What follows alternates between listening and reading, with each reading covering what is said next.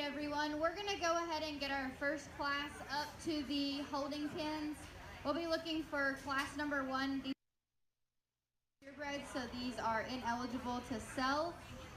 We're looking for Kobe Burrier, Matthew Dunn, Dosh,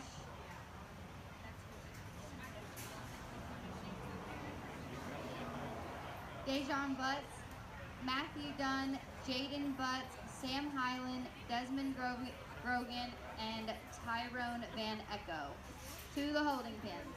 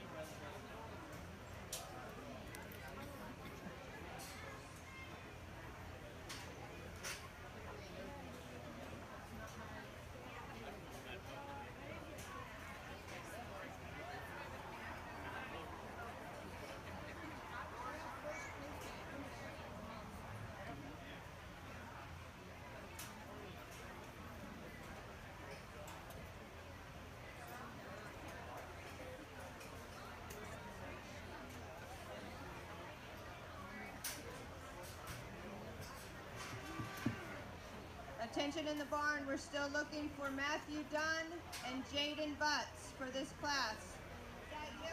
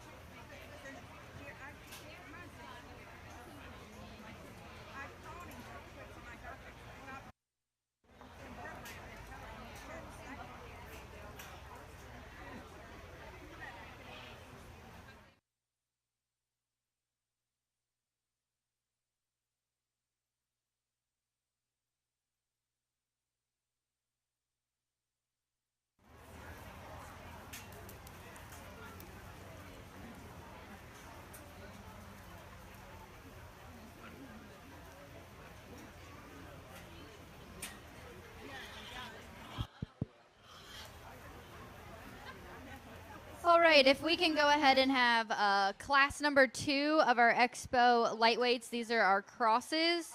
We're looking for Landon Saylor, Wyatt Warrenfelt, Jaden Byers-Krantz, Hunter Putman, Emma.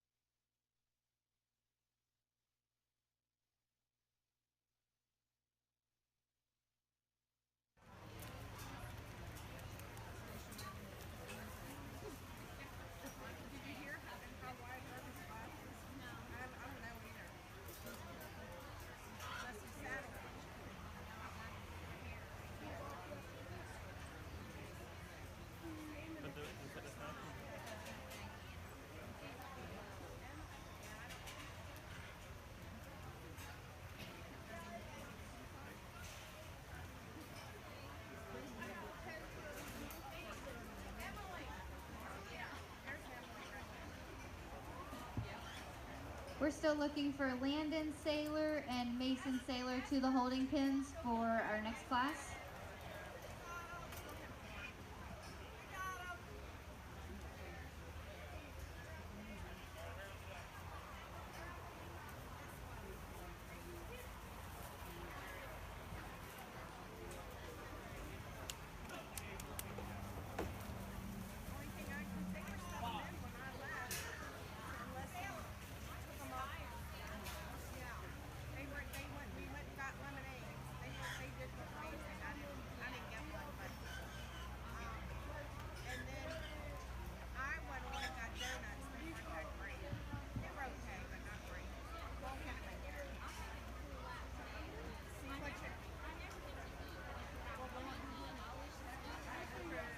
Just a reminder, we are asking only one person behind the holding pins for the show today, and please keep the aisleways clear so we can get this show moving as quickly and as efficiently as possible.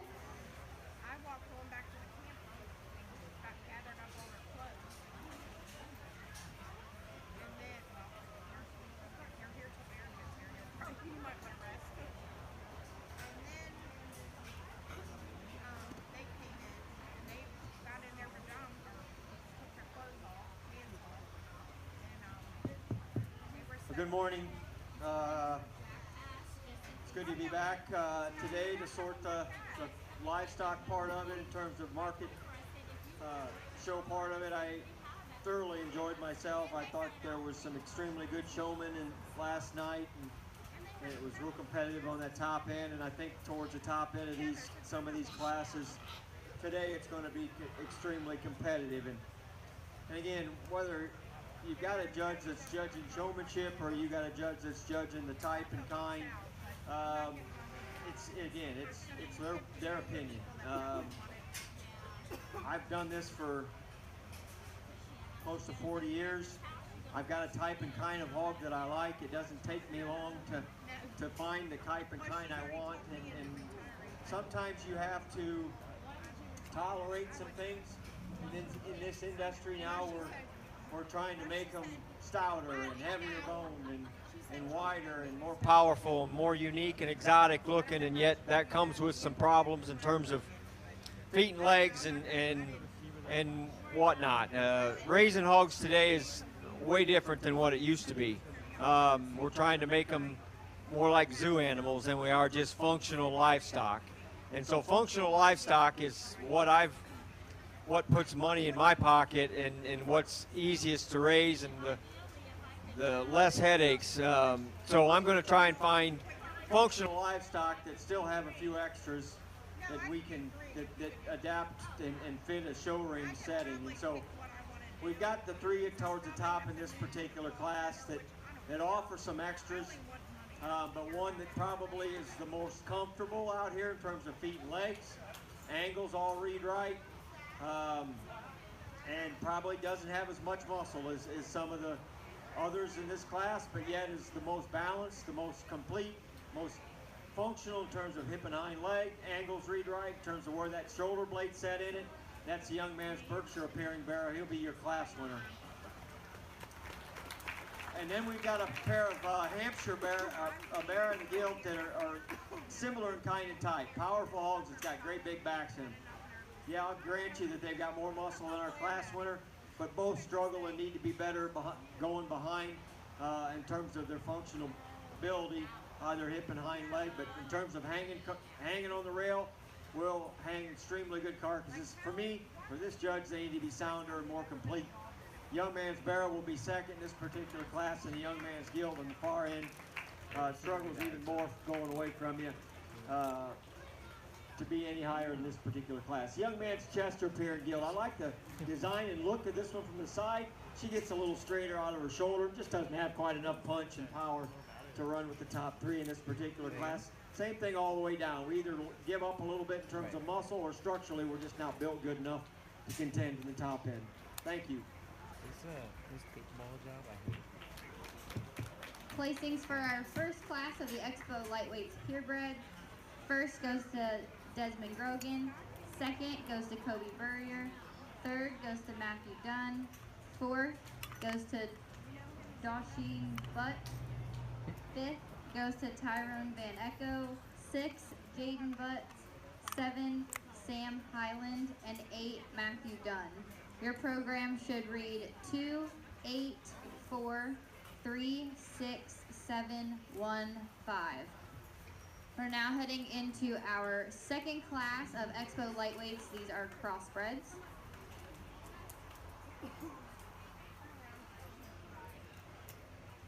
Hi everybody, just a reminder here, after the pig show today, you want to immediately get in line for your pictures for the online bidding for your auction on Saturday. We'll take all the champions that are in the ring first, and then we're going to call you barn by barn to bring your animal up to have your pictures. So immediately following the show, you cannot go anywheres. If you want to make it into the online catalog for the auction, then you're going to need to be here, be present. We're going to call you barn by barn, like I said, to get your pictures of your animals for the auction. Thank you so much.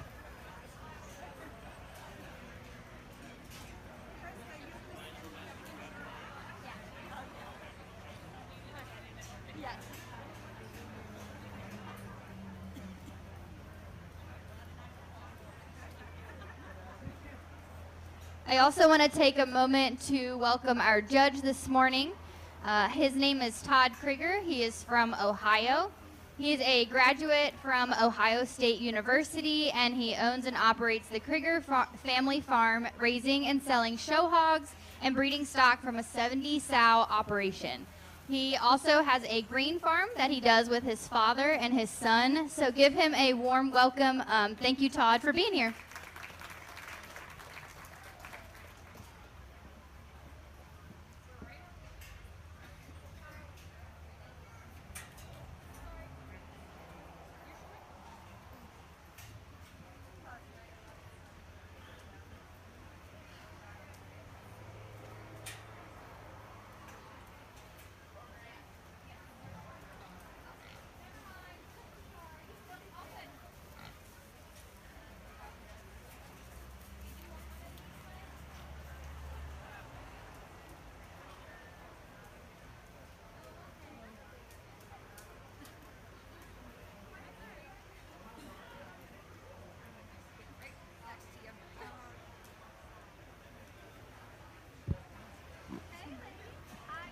If we could have our second class of the Expo Lightweight Crossbred, this would be Class 3. We're looking for Tyler Byers-Krantz, Rebecca Sweeney, Levi Leach, Trenton Strong, Charlotte Pollock, Savannah Fitzpatrick, Garrett Campbell, Cheyenne Fitzpatrick, Matthew Dunn, and Kobe Burrier. To the holding pens, please.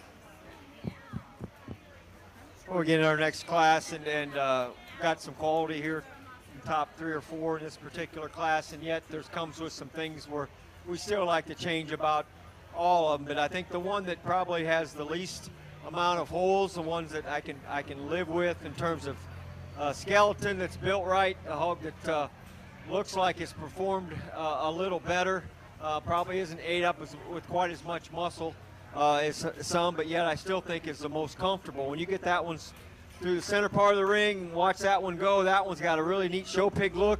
It's got a really good hip and hind leg compared to what we've got to work with in this particular class. And I just think this settles in for me as the one that's the most complete. This young man here will be your class winner. Young lady's gilt here with the kind of chromed up gilt, really hard backed, hard muscled gilt that's just, to me, just needs a little bit more in the center part of her body and softened a little bit in the center part of her body, loaded with muscle. She's a stouter version maybe of our class winner with more muscle. I just didn't think she was quite as loose and made it quite as right. She's a little rounder out of her hip and rump, but I thought those were 2 high quality gilts to top into this class. The young man coming out third's got a really neat practical kind of barrow that comes 3 that just doesn't have as much punch. But I like that one silhouette from the side. That hog just doesn't come with quite as much muscle when you get up on top of him or get behind him. But from a skeleton standpoint, that one rivals our class winner. I just wish that one had a little more punch when you get right up on top of him. Gilt coming out of third is kind of one that just doesn't balance quite right for me compared to the top 3 in this particular class. Love this gilt shape. Young man does a nice job driving her. She's just ill-coordinated a little bit when you watch her go away from you, and just how her head and neck sets, and her just doesn't balance and fit her quite as well. The real extreme one's coming out of 5th hole, and that's the stout, heavy bone one that just, for me, this judge, she needs to be bigger. She needs to be better going away from you to move up any higher in this particular class. All the way down through, we've got good performing hogs that like to award the kids or thank the kids for participating in feeding hogs. Let's give them a nice round of applause as they head back to their pens. Placings for the Expo lightweight crosses. First goes to Hunter Putman. Second, Emma Harmon. Third, Liam Grogan. Fourth, Wyatt Warrenfeldt. Fifth, Garrett Campbell. Sixth, Mason Saylor. 7, Landon Saylor. And 8th, Jaden Byers-Krantz. Your program should read 7, 4, 8, 1, 2, 6, 3, 5.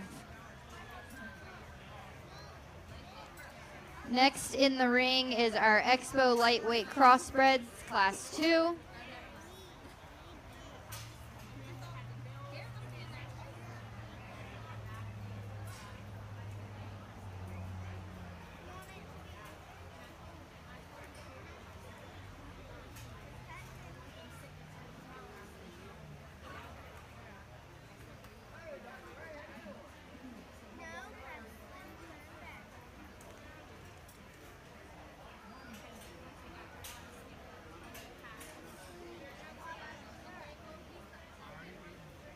If we can go ahead and have our next class to the holding pens, we're looking for our Expo heavyweights. We're looking for Rebecca Sweeney, Sam Hyland, Peyton Reinhart, Jonas Ruby, and Bentley Payer.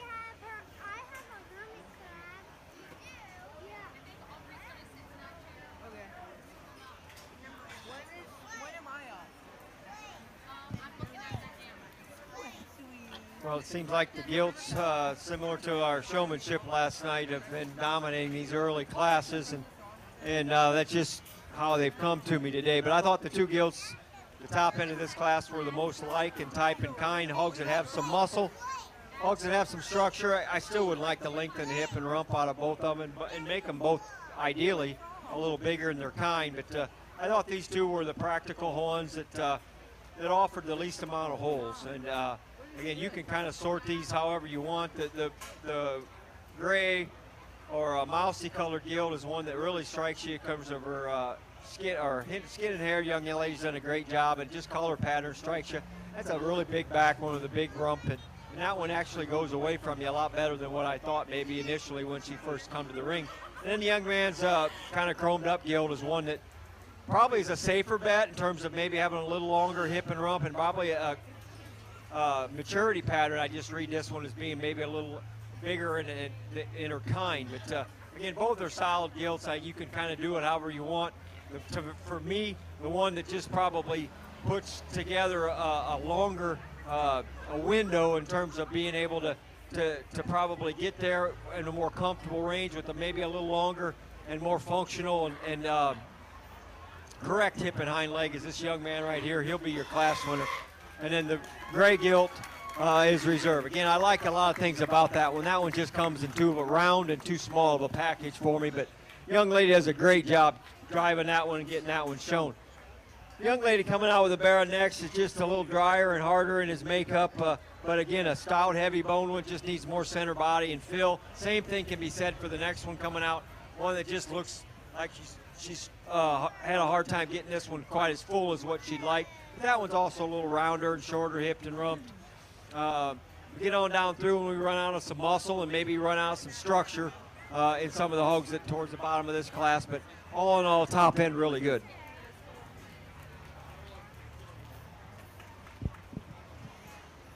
Placings for the Expo Lightweights Crossbreds, class number 2. First goes to Trenton Strong. Second goes to Charlotte Pollock. Third goes to Cheyenne Fitzpatrick. Fourth goes to Savannah Fitzpatrick. Fifth goes to Matthew Dunn. 6, Kobe Burrier. 7, Rebecca Sweeney. And 8, Levi Leach. And 9, Tyler Byers-Krantz. Your program should read 9, 7, 8, 1, 2, 4, scratch, 3, 5, 6. We will now be having our heavyweight expo class.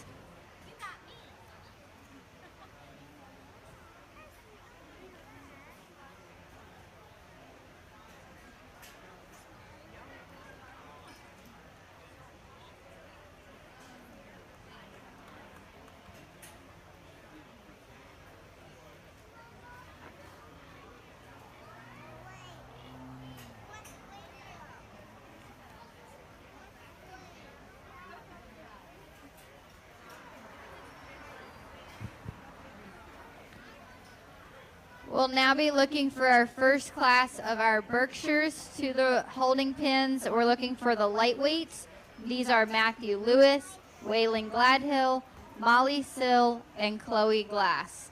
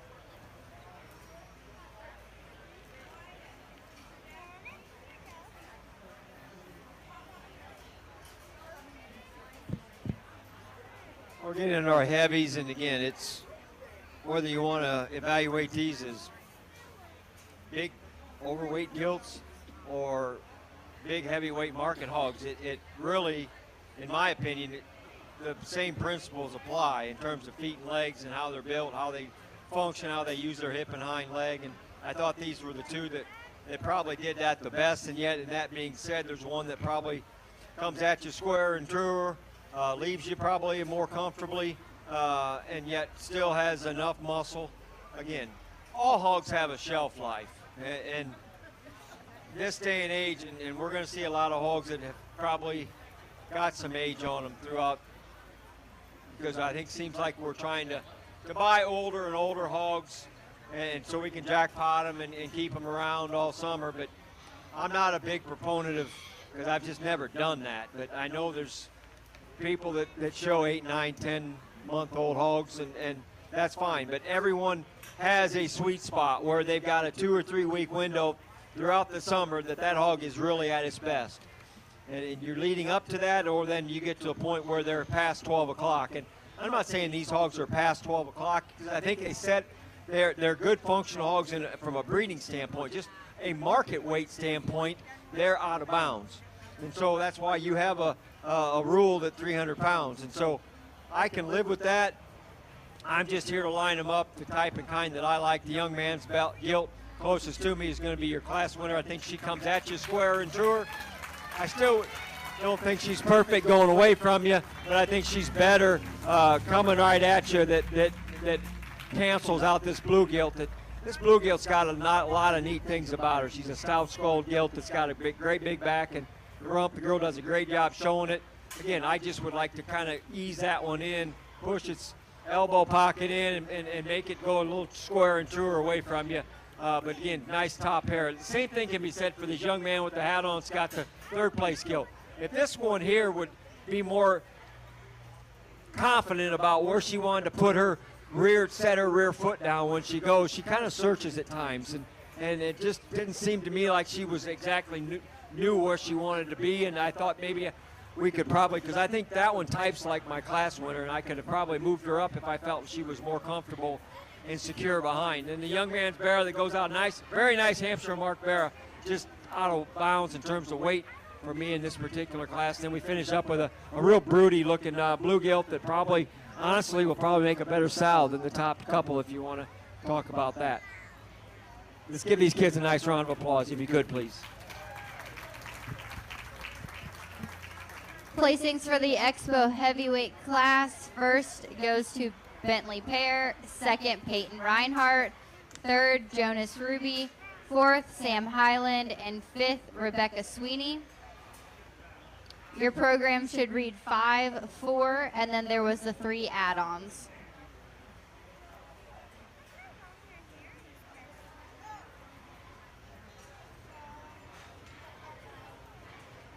Now we're heading into our lightweight Burke class.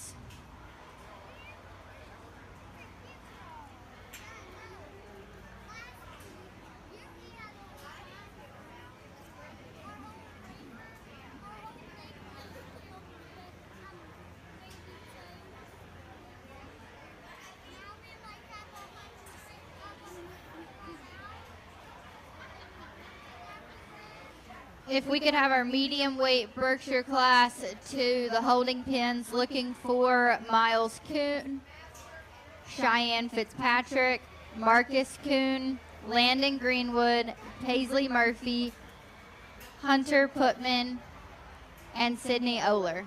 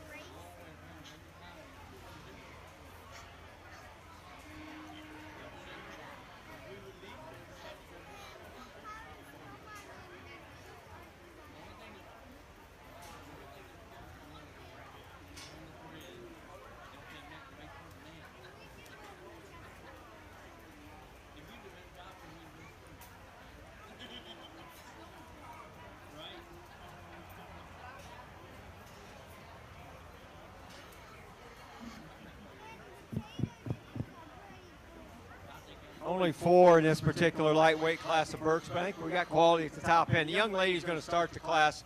Hog that just comes to the ring ready to win. I mean, the skin and hair that this young lady's done with this one is really good. But that's not just a flashy one that's got a good skin and hair coat. That's got product when you get on top of them. Functional skeleton. I think this one just kind of rounds and lands into the one hole pretty comfortably for me. The one that's the most like that one, but doesn't come with quite as dark as pigmentation, is the young man in the far end of the ring with the little lighter colored one. That one's got a good skeleton, the next best skeleton, in my opinion, of the two. It just maybe doesn't come with quite as much muscle when you get right up on top, but I like that one's skeleton and design. Kind of a fault-free kind of hog. I thought he landed in the 2-hole in this particular class pretty easily. Young man with the barrel that's kind of got a running on 3 wheels. And then we get to finish up the class with this young lady in 4 is one that just doesn't have as much muscle and maybe as good a skeleton as our top on this particular class. But all in all, the top 2 in this particular class were very deserving and very good market hogs. Let's give them a nice round of applause so we can head them back. Placings for the lightweight Berkshire class. First goes to Molly Sill. Second, Waylon Gladhill. Third, Matthew Lewis. And 4, Chloe Glass. Your program should read 3, 2, 1, 4. We're now heading into our medium weight Berk class.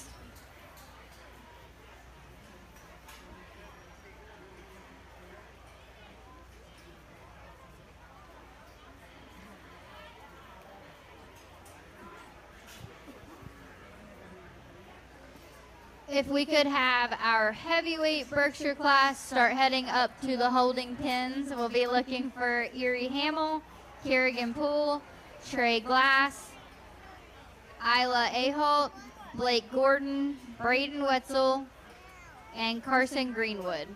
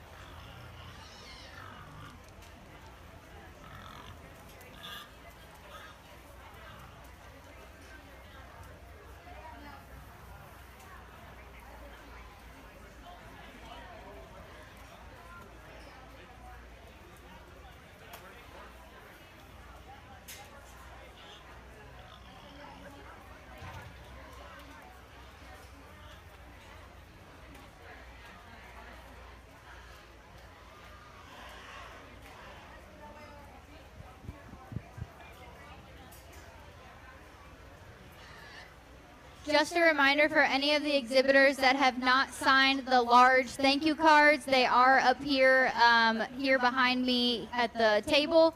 Please come in and make sure that you sign those when you have a moment. Thanks.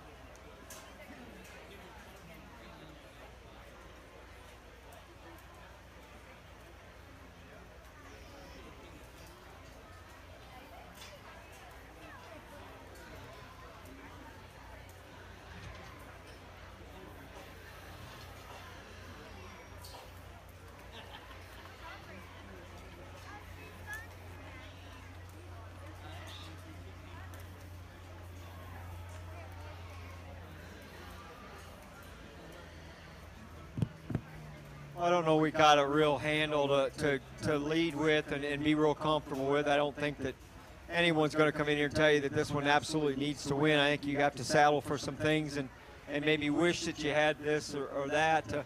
Again, but the young ladies, Guild and the young man's Bear, I think were the two that probably sacrificed the least amount in my mind. They're not showing the best, and again, that's really hard as a judge to be able to truly analyze livestock when the hogs aren't presented to where they can get out and go. So I'm not faulting the kids. I know some of these hogs have been out here for 2 or 3 times. Maybe they were shown last night. Both these kids I remember very well from last night. They did a great job in showmanship. Again, those hogs maybe have a mind of their own sometimes, and so it's hard to evaluate maybe this young man's or young lady's guilt. I think she does have a big top and a big rump laid in her.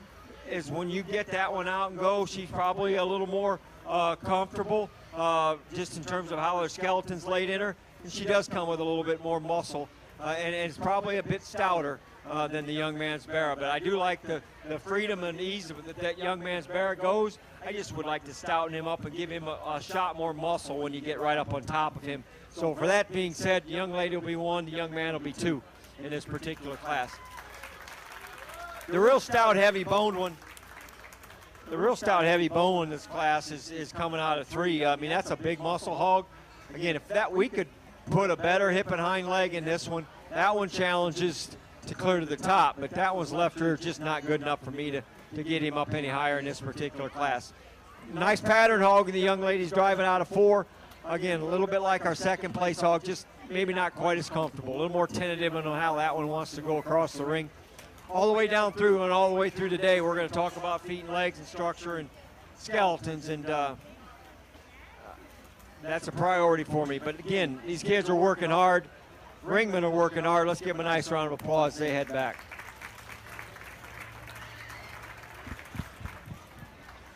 Placings for the medium weight Burke class. First goes to Cheyenne Fitzpatrick. Second goes to Landon Greenwood. Third goes to Marcus Kuhn. Fourth goes to Sydney Oler. 5, Hunter Putman. 6, Miles Kuhn. And 7, Paisley Murphy. Your program should read 6, 1, 3, 2, 7, 5, and on the back 4. We'll now be heading into our heavyweight Burke class.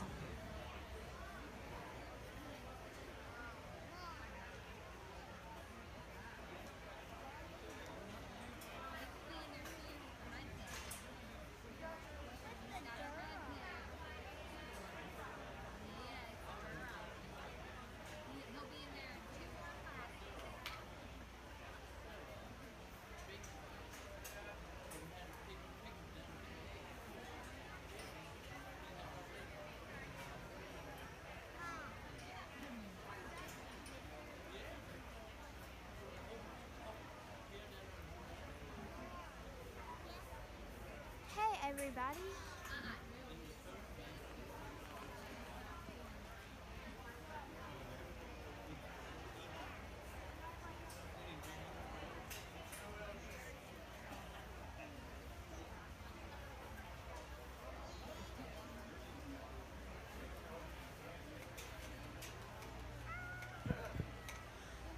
Just a reminder, all sale papers will be due within 1 hour after the end of the show today, so please make sure you're getting those filled out.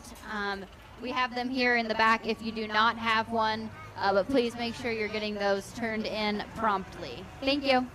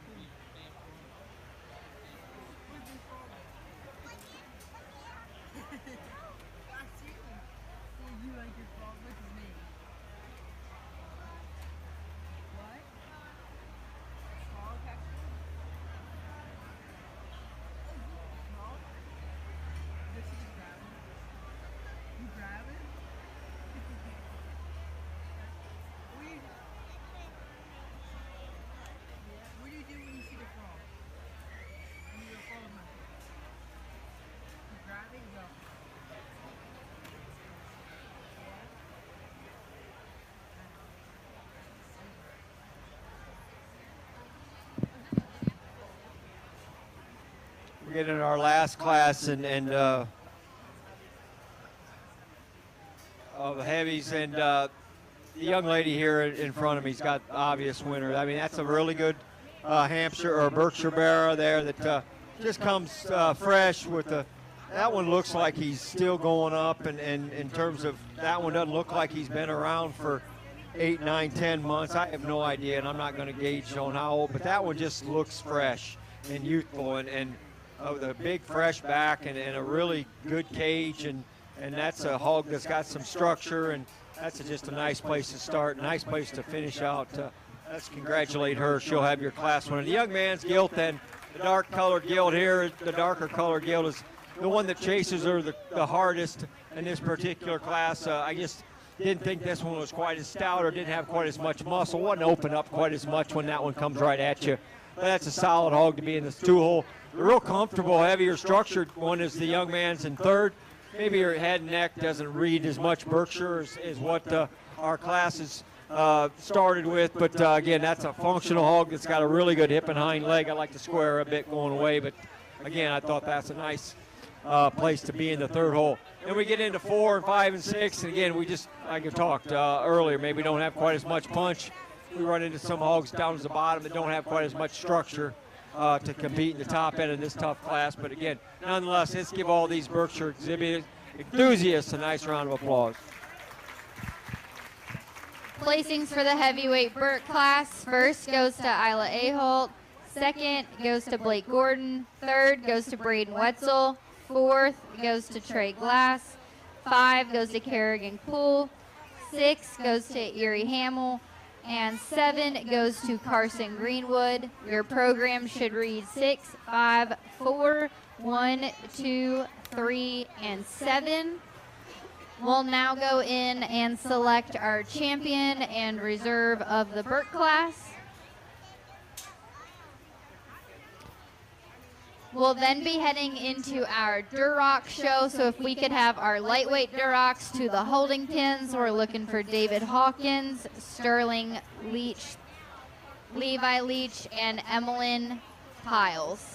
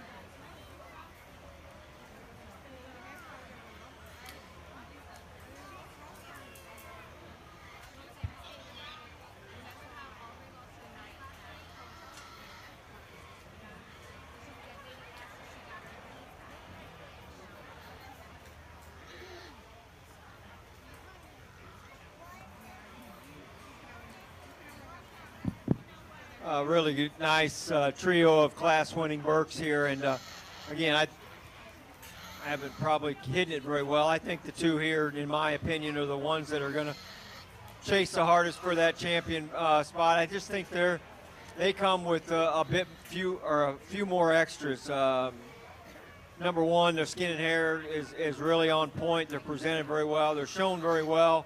Makes them easier to analyze when that is the case. One just comes with a bit more. I mean, they're similar. The lightweight and the heavies are very similar type and kind in terms of being fresh hogs that have a good cage and have muscle and are the most complete in terms of comparing them against their contemporaries in terms of their skeleton, how they're laid in. One just comes with a bit more impressive back and top and muscle when you get right on top of it, and that's your heavy. She'll be your champion. Let's give her a nice round of applause. Yep. You want to bring this young man's reserve heavy out. He'll get a chance to run. And again, it's going to come down to, as I mentioned, the lightweight hog and then this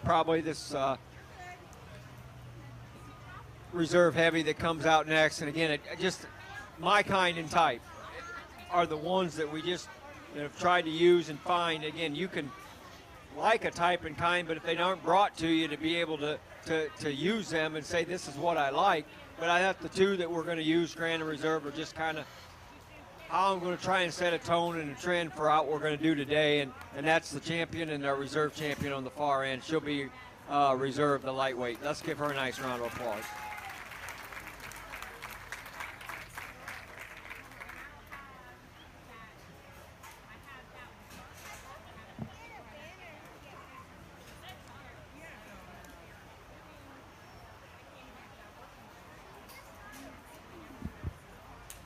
Champion Burke goes to Isla Ahalt from the heavy class, and reserve champion goes to Molly Sill from the lightweight class. Congratulations.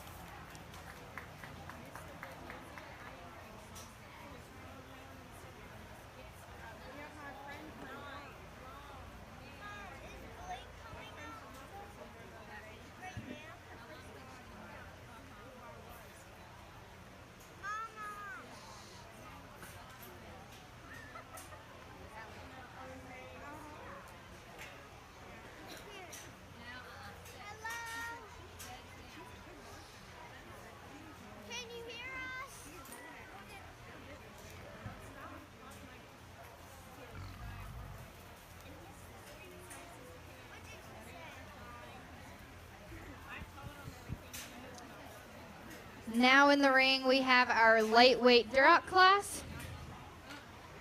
And we are looking for our medium weights to head to the holding pins. We're looking for Austin Lee, Delaney Allball, Ty Stevens, Blake McGee, Jonas Ruby, Carson Greenwood, and Charlotte Pollock.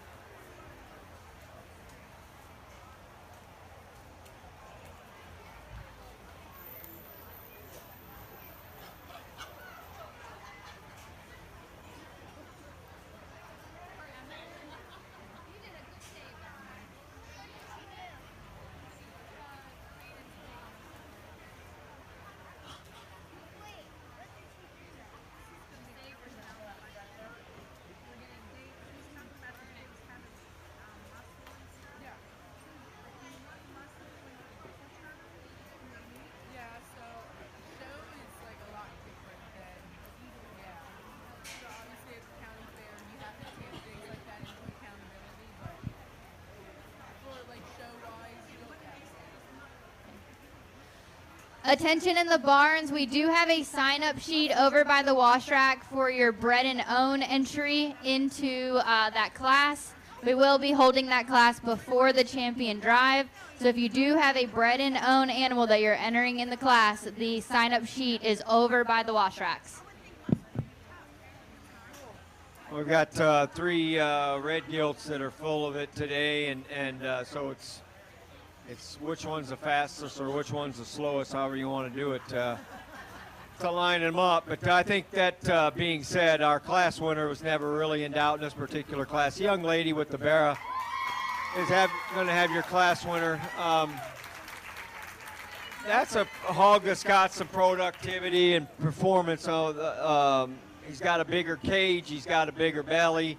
That hog's grown well, it appears, and compared to what the contemporaries in this class. I would ideally like to pick him up front and make him a little stronger about his pasterns, but that hog's got a chest floor still in him, late in him, and again, impressive when you get on top of him. I just thought logically you needed to start there in that particular with that young lady's barrow.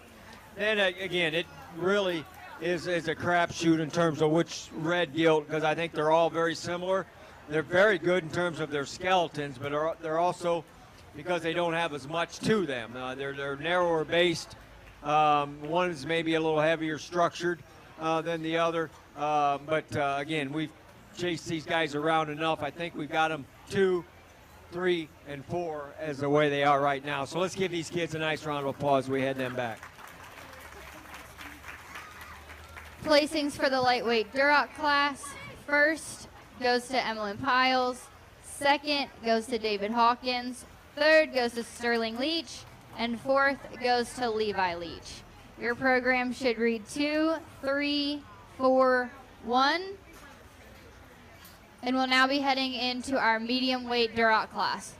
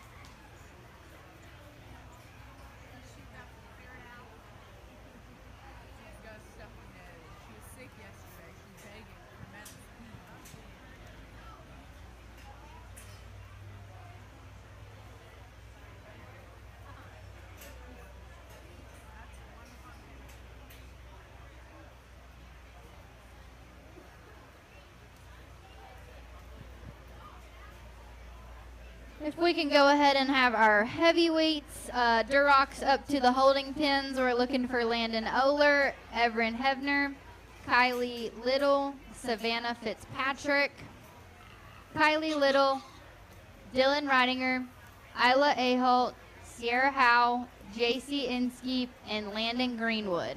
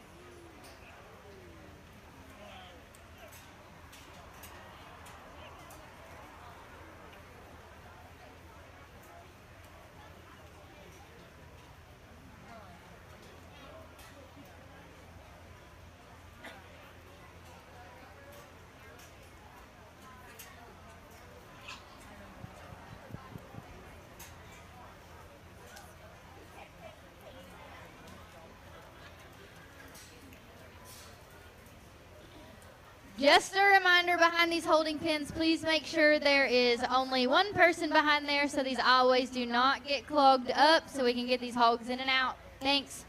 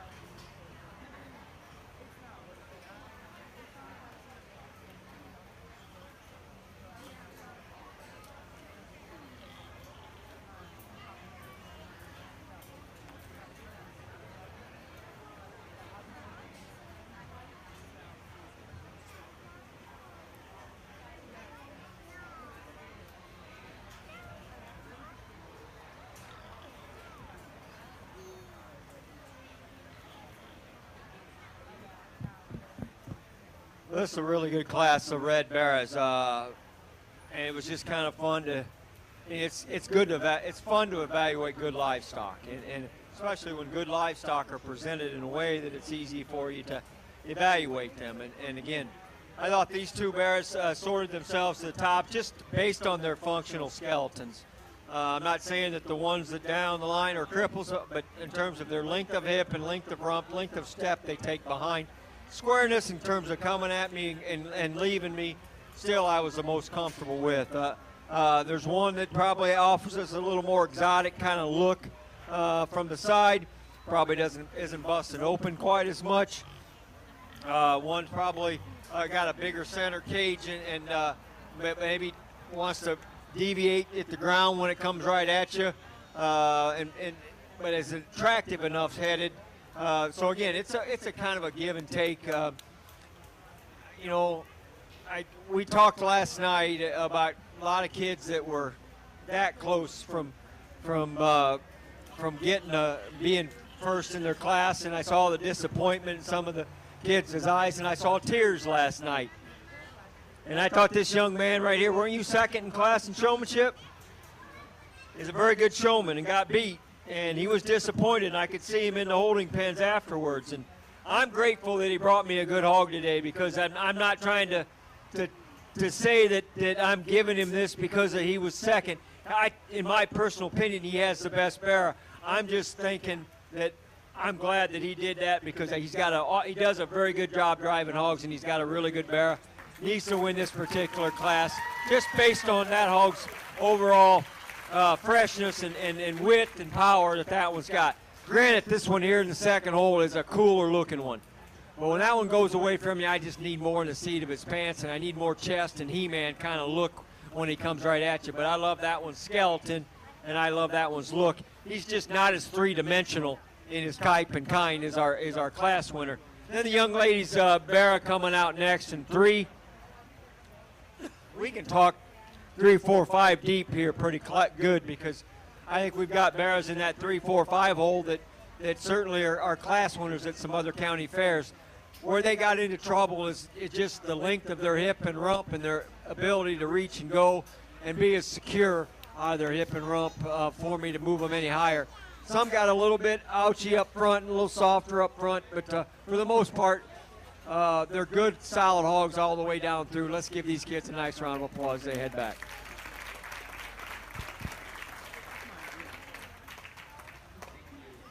Placings for the medium weight Duroc class. First goes to Blake McGee. Second goes to Ty Stevens. Third goes to Delaney Albaugh. Fourth, Austin Lee. 5, Charlotte Pollock. 6, Carson Greenwood. And 7, Jonas Ruby. Your program should read 4, 3, 2, 1, 7, 6, 5. We're now heading into our heavyweight Duroc class.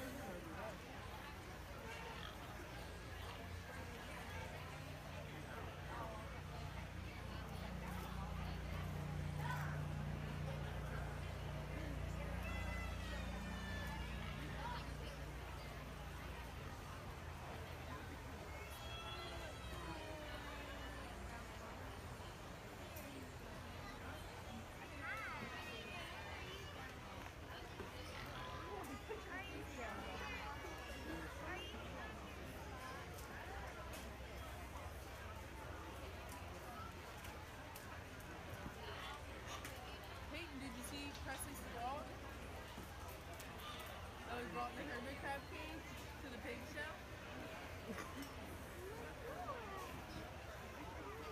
How old is this chocolate milk? How old is it? Like, oh, it's not over.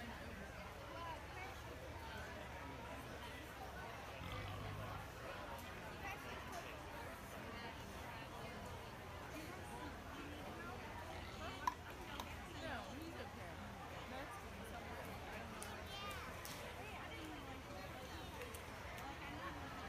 Yeah, all the time.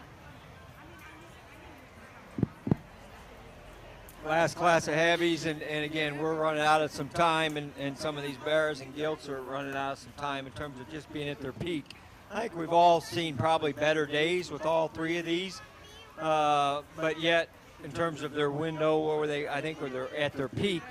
But I think they're still good quality hogs, and when you do that, in terms of just the freshness of top and back and width of chest, because as you get them older, they start to narrow a bit or become deviated in how they come in at you in their knee, and just their freshness of back and how their chine maybe starts to pop in them. Just when you break these down, these were the three in this particular class that were the most comfortable to me in terms of how they use and function in terms of their hip and hind leg. I think the one, there's probably one that's just a notch heavier structured, probably offers us a little neater look and just balances a little better from the side, and probably just has a little bit more punch when you get right up on top of it, and that's the young lady's Gilt. She'll be your class winner in this particular class. I think it can be short and tough between the next two. I think this Barra here, this young lady's been driving a good set of pigs all day. I think that hog just probably has a bit more when you get right in behind that hog. Probably got a little bigger back leg and a better set to his rear leg in terms of how you analyze how that hog's hip and hock and ankle all fit together and functions when you get right to the ground. But again, very nice Barons, two of them. Then again, another practical one, and two that maybe it wasn't quite as stout right in its ankle as you compare them against the ones that were 2 and 3 or 1 and 2 ahead of it, but a really good functional kind of bear that probably, again, at this weight still maintains a adequate amount of comfort and structural correctness. We'll get into some hogs in the next 3 or 4 that probably offers a bit more muscle, but maybe we're more a little insecure and maybe not quite as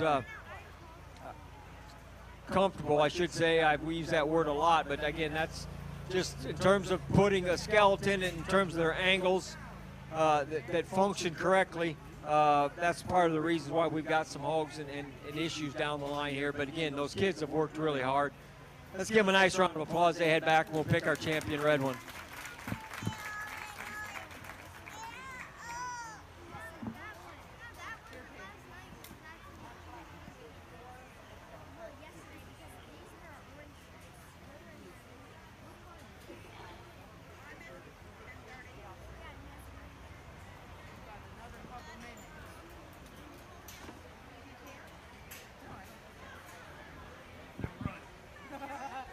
Placings on the heavyweight Duroc class. First goes to Everin Hebner.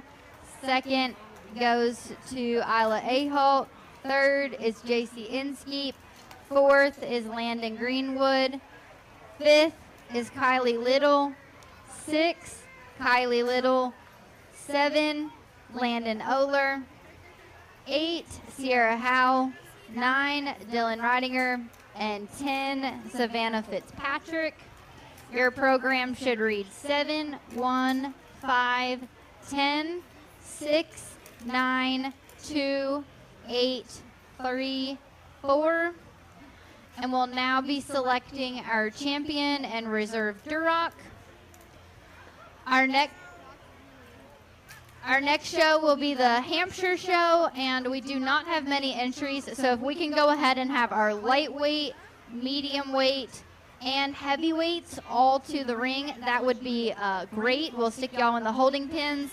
That is Gabriella Pittinger, Joshua Wyville, Lillian Barnes, Amelie Pittinger, Gage Axline, Jacob Holler, Jana Inskeep, Sam Highland, Landon Oler, Sydney Oler, and Casey Jordan.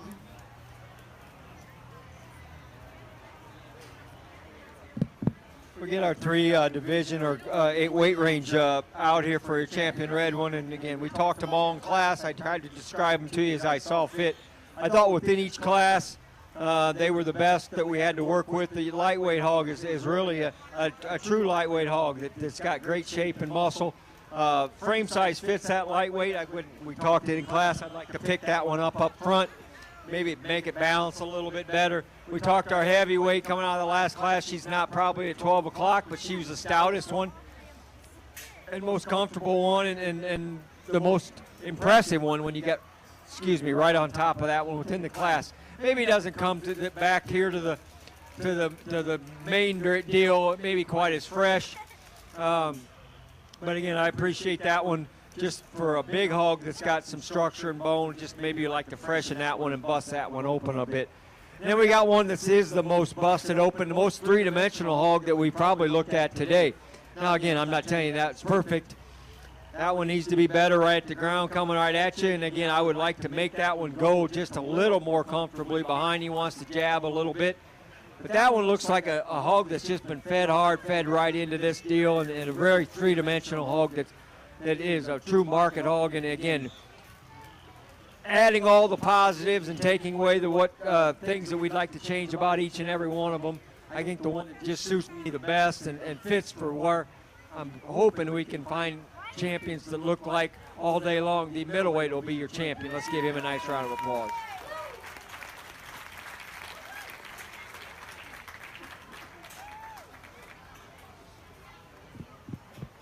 I thought that division was really tough. And again, if we can give this reserve middleweight half the chest that champion had, then I think it's a new ball game. Because I think this one's skeleton is absolutely impeccable, especially for a red one in terms of how all those angles fit.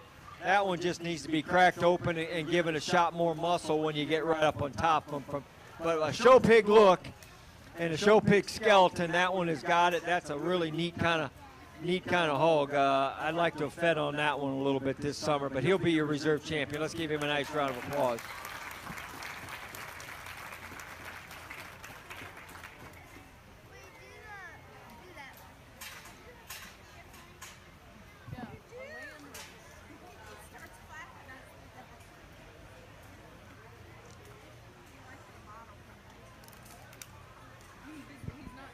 Champion Duroc goes to Blake McGee from the medium weight class, and reserve champion goes to Ty Stevens, also from that medium weight class. We will now be heading into our Hampshire class. We're looking for our lightweights, Gabriella Pittinger and Joshua Weibel.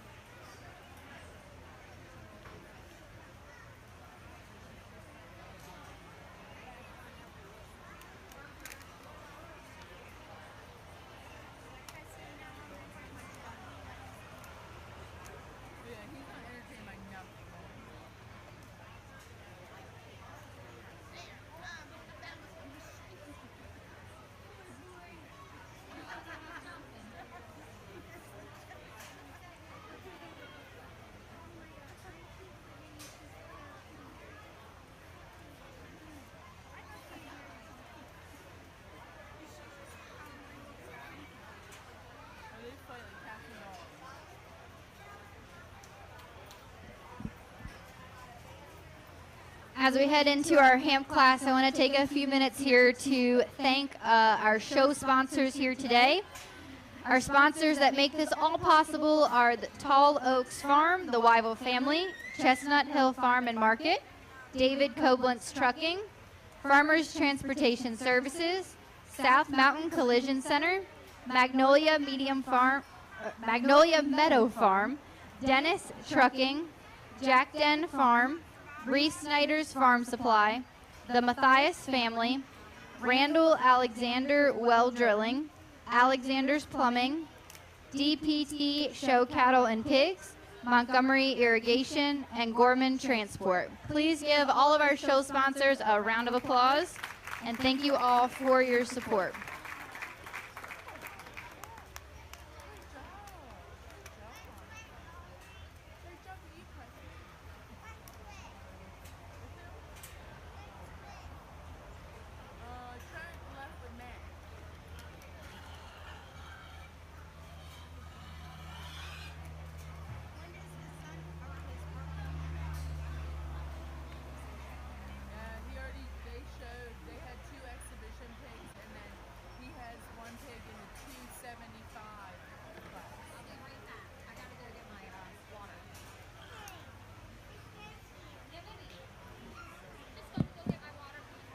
Well, there's only 2 in this class, and again, I think we've got a logical place we've got to start with. I mean, I like a lot of things about the young ladies.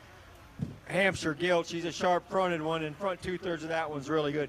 That one just needs to be better rear-legged for me. And again, I'm not saying this one's perfect, but this one is more proportional in terms of how it functions. This is a big caged hog that's got some meat and product when you get on top of him, and yet I think he handles his rear legs better than our young ladies. So for that being said, young man will win the class. The young lady, Hampshire gilt, will be second.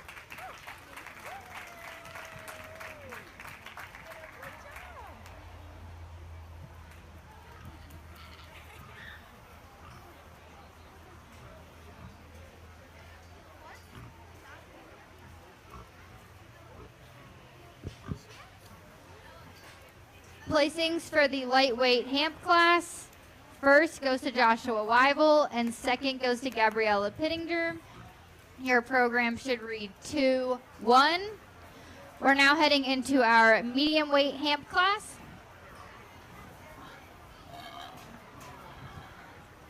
We're looking for Lillian Barnes, Amelie Pittinger, Gage Axline, Jacob Holler, Jana Inskeep, and Sam Highland.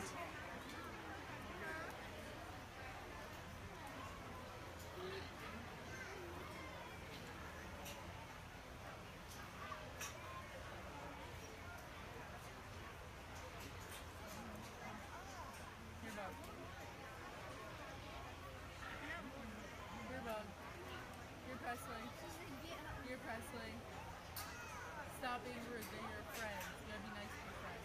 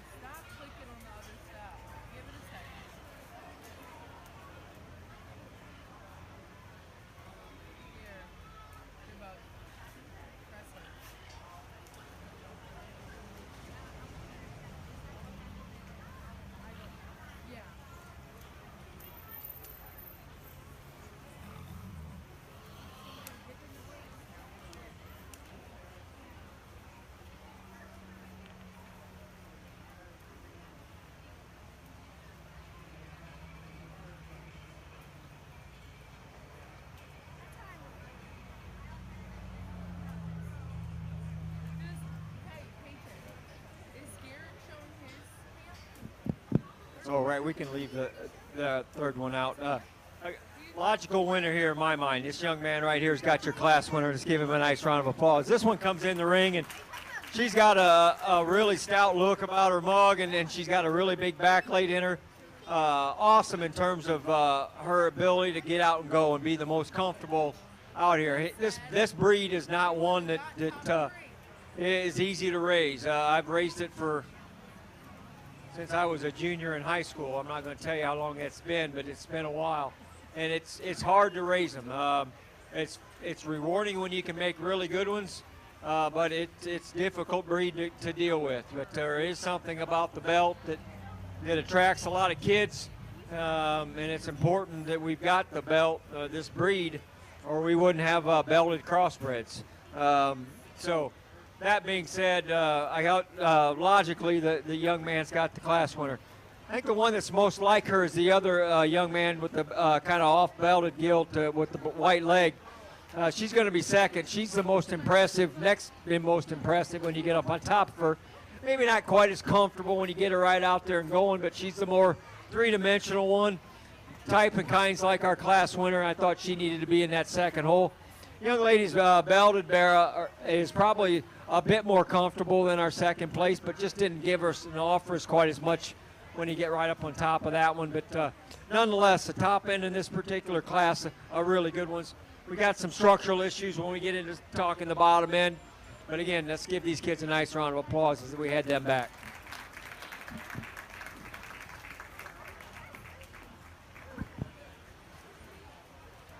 Placings for the medium weight ham class. First goes to Sam Highland. Second goes to Jana Inskeep.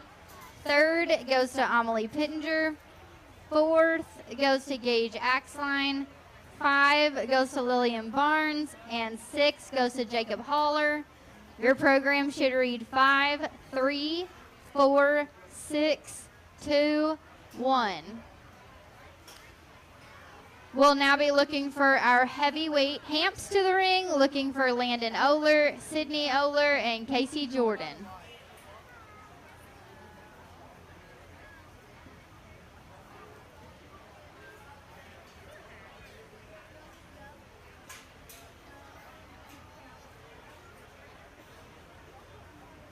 Is there like an AOB class for Wyatt? Is that what he's going in with the white one? AOB.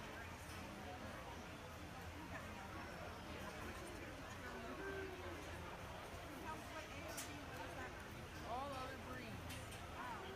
So they didn't have enough to make a breed.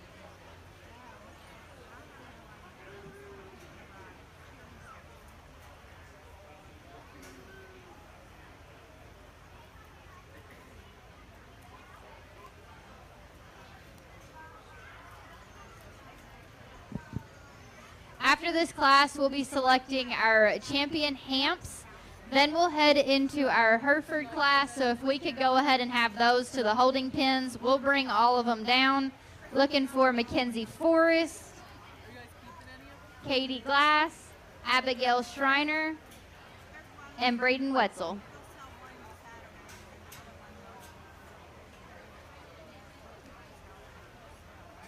Yeah. Everybody's asking me that.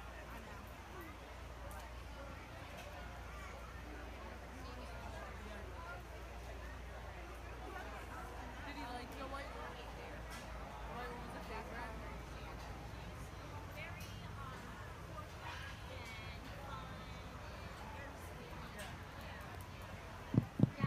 Oh, last class, and again, it's not really a handle here. I think all three come with some challenges. They're all hogs that are bigger in their outline.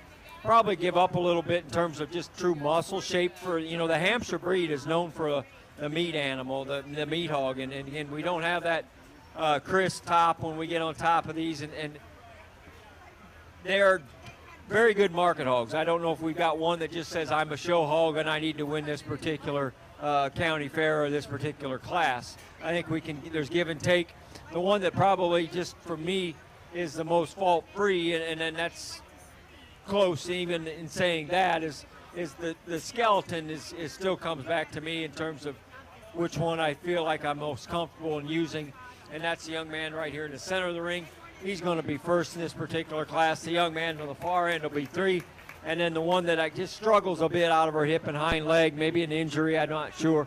She'll round out the class in 3rd. Again, let's give those 3 kids a nice round of applause. We'll pick our champion Hampshire.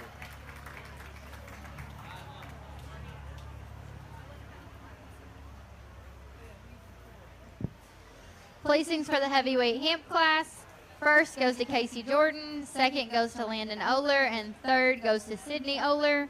Your program should read 2, 3, 1. We'll now go in and select our champion.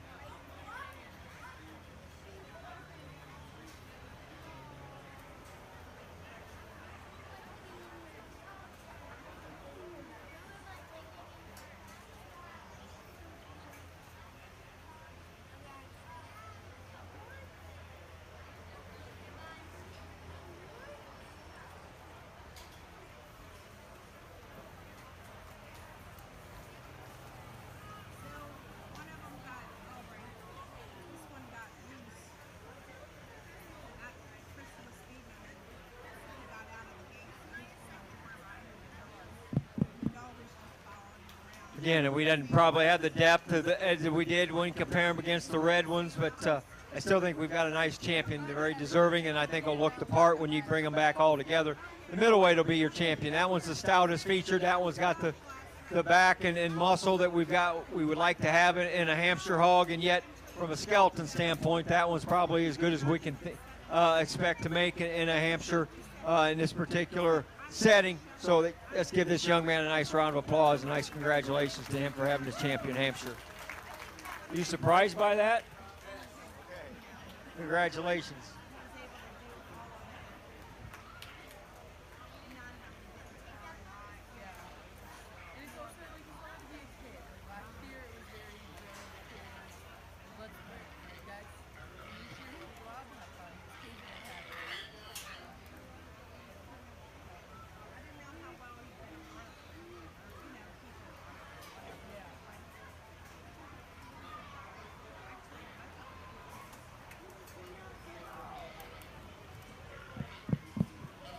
Bring the second one out. Again, we talked that one in class. In terms of type and kind, she followed our class winner, eventual champion. As we mentioned in class, I just would like to see that one get out and go a little bit, and maybe where you can see exactly where that one fit in terms of how everything comes together from a skeletal standpoint. I think it's close between that one and another one. The lightweight hog is probably one that is the most comfortable in terms of the ability to get out and analyze it, because it does want to get out and go a little bit. Again, you can line them up however you want. I chose to keep them 2 middles together in the red ones, and I'm going to choose to keep the 2 middles together in the Hampshires. Let's give this young lady a nice round of applause for having reserve champion. Congratulations.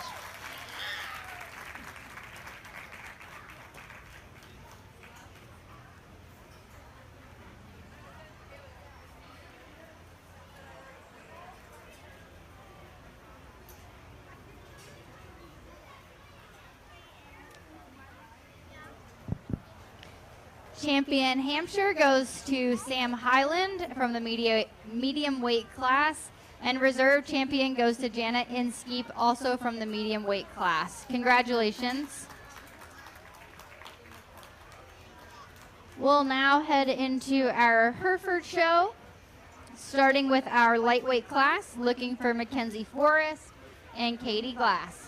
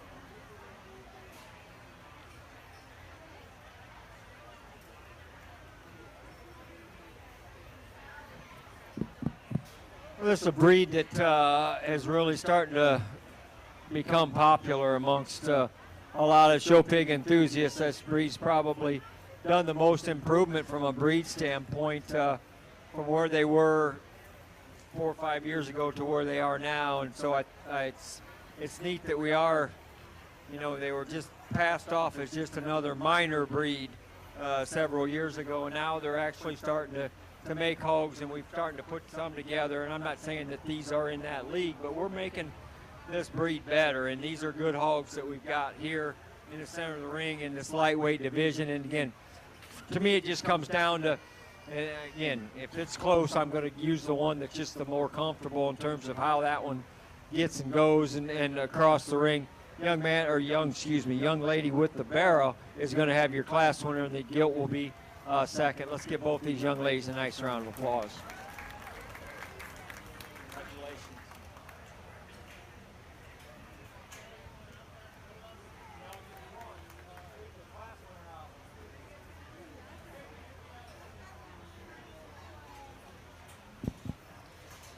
Placings for our lightweight Hereford class, first goes to Mackenzie Forrest, and second goes to Katie Glass. Program should read 1-2.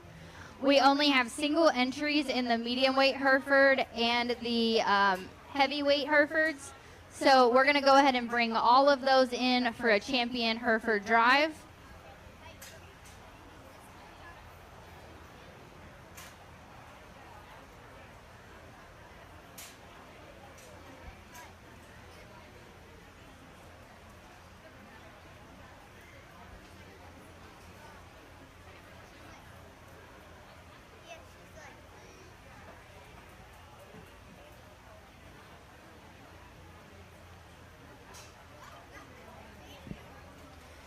As we currently have our champion Hereford drive going on in the ring, if we could go ahead and have our Poland Chinas to the holding pins.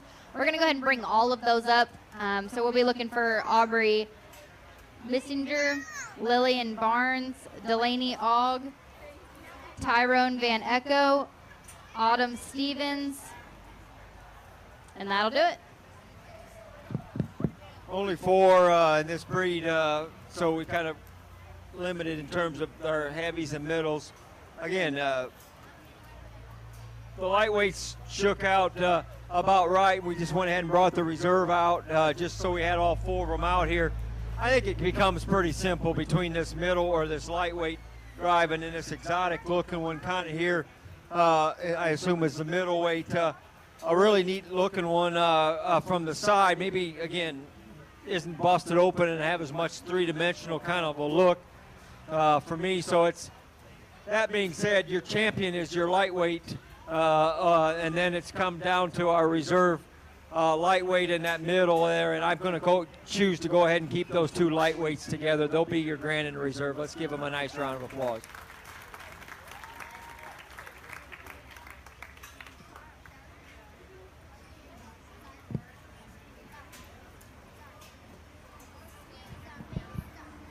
Our champion and reserve Herefords go to our lightweight pair. We go to our champion Mackenzie Forrest and our reserve Katie Glass. Congratulations.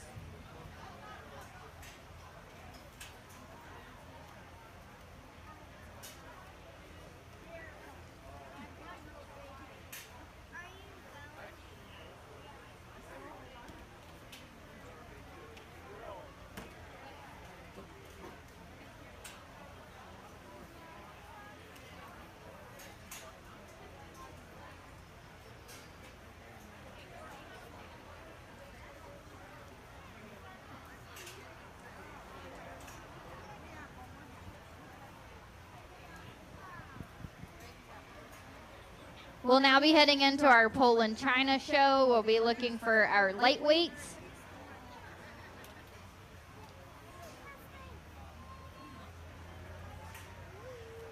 In the lightweight class, we have Aubrey Meisinger, Lillian Barnes, and Delaney Ogg.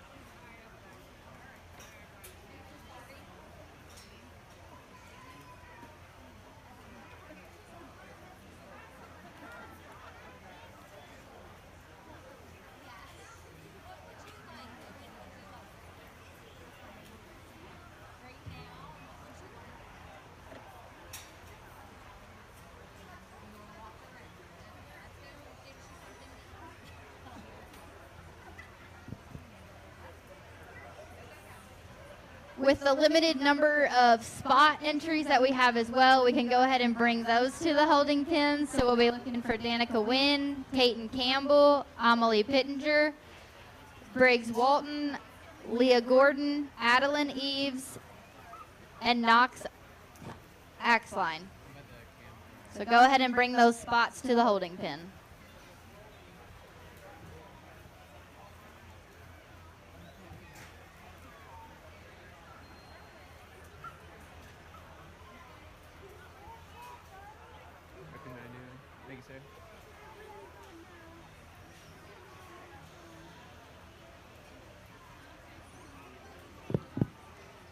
Well, this is a breed that I'm not as comfortable lining up and using, just because I don't raise them. I don't raise them. But so I look at every breed, regardless of whether I raise them. In terms of, I still want to put the same kind of hip and hind leg in a Poland as I do a Yorkshire or a Crossbred or a Chester or whatever. We're trying to make them as functional as we can, and so. I've got a good buddy of mine that raises these, and in fact, I think he judged the show last year, and so he raised a lot of Polands, and I try to understand a little bit for what he's done, and we have made this breed better. We still had a hard time trying to put a big leg and a big foot and a big comfortable ankle, relaxed ankle.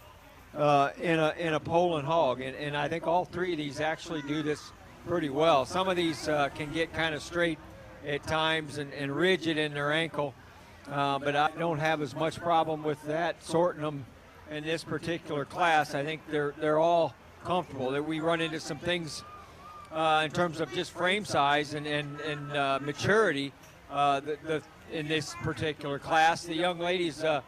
Gilt is the most latest in its maturity, the biggest outline gilt.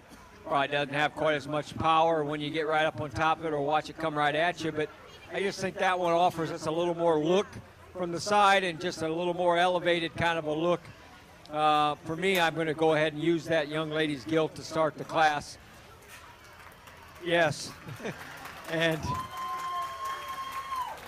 yep, I love the power that these two Barras have as they come right to me. I just would like to clean them up through their front end and probably just give them a shot more frame size.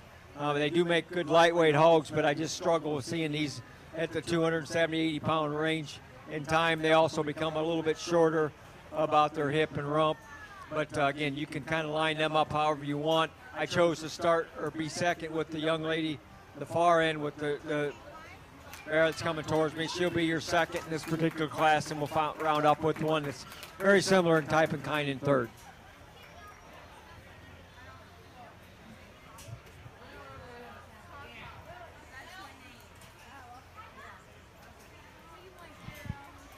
Placings for the lightweight Poland China class. First it goes to Lillian Barnes, second goes to Aubrey Missinger, and third goes to Delaney Ogg. Your program should read 2, 1, 3.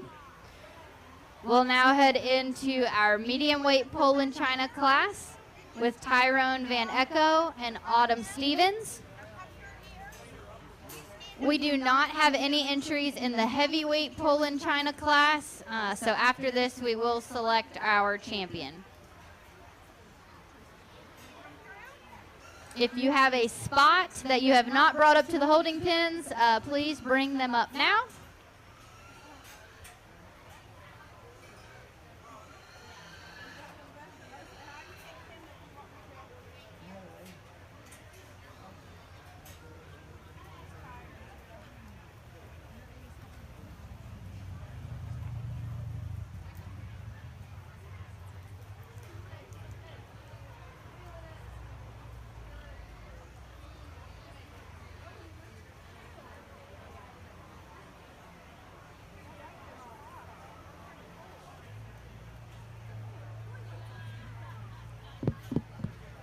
Well, as I just described to you in that last class, I've seen a lot of Polands in my time that one, if you can kind of focus on hock down, that one is a little more rigid in terms of just having the comfort and the right set to his ankle to where it makes it a really functional hog where he can just kind of push and drive. A lot of them we've tried to make better there, and that's more of a traditional kind of a line. But again, I just wanted you to see what I was kind of talking about in that last class. Only two classes or two hogs in this particular class.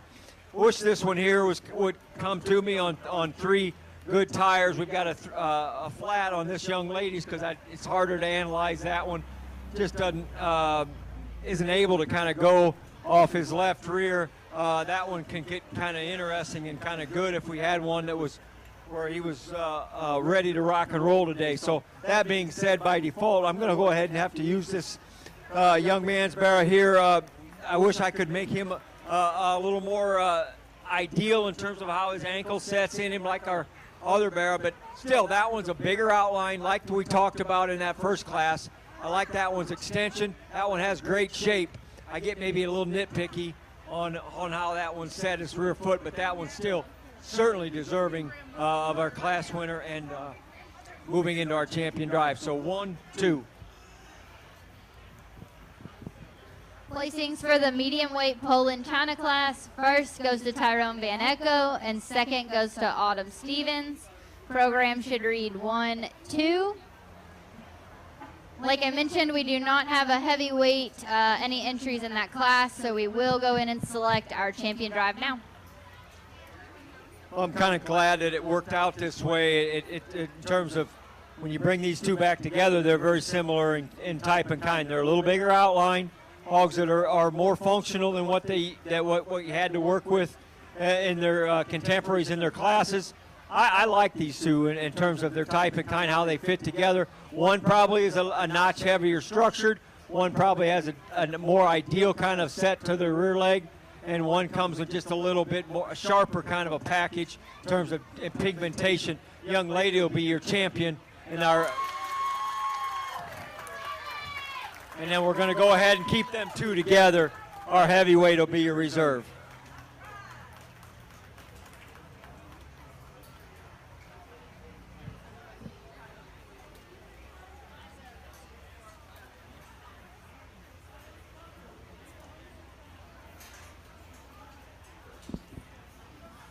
Champion Poland China goes to Lillian Barnes from the lightweight class, and reserve goes to Tyrone Van Echo from the medium weight class. Congratulations.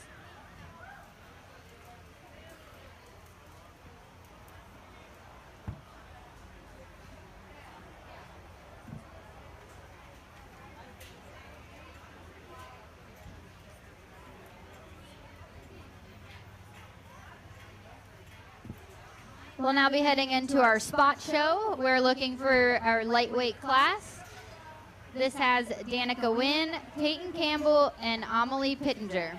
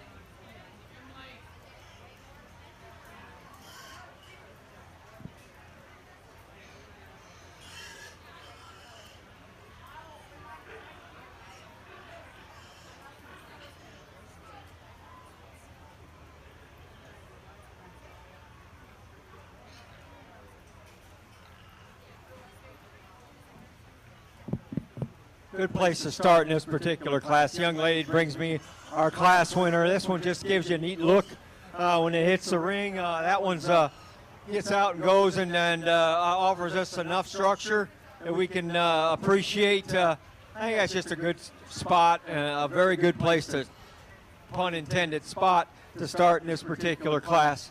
Very good way to go.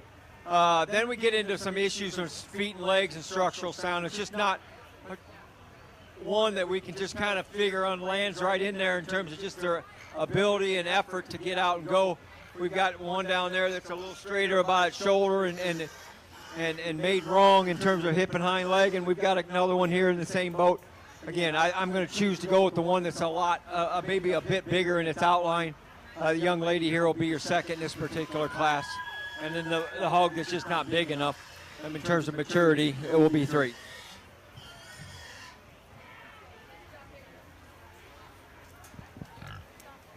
Placings for the lightweight spot class. First goes to Peyton Campbell, second goes to Amelie Pittenger, and third goes to Danica Wynn. Your program should read 3, 1, 2.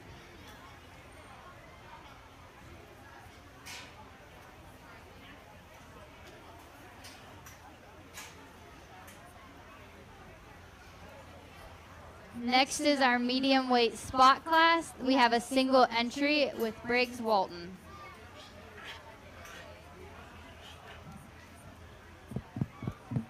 Well, it's a shame that there's only one in this class because he would stand some competition. That's a young man. It's got a nice barrel. I'll be anxious to see what he looks like coming back for our champion drive, but that's a good pig. That's a good pig. Congratulations to you for winning middleweight division. We'll see you in a few minutes.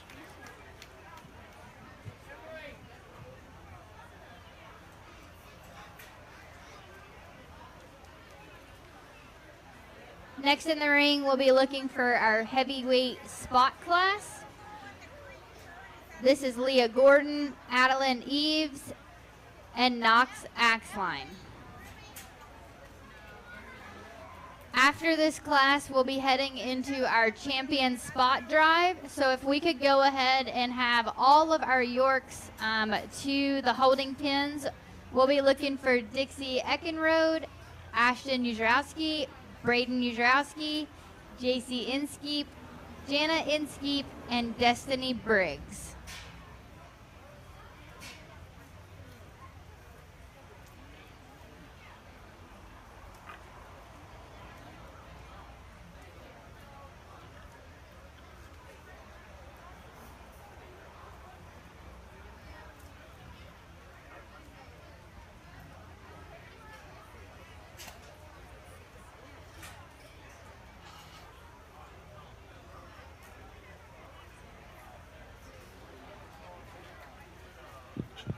We get into the bigger ones here, and again, at least I'll tell you what we've got is 3 spot bears that handle this weight comfortably. They're bigger outline hogs.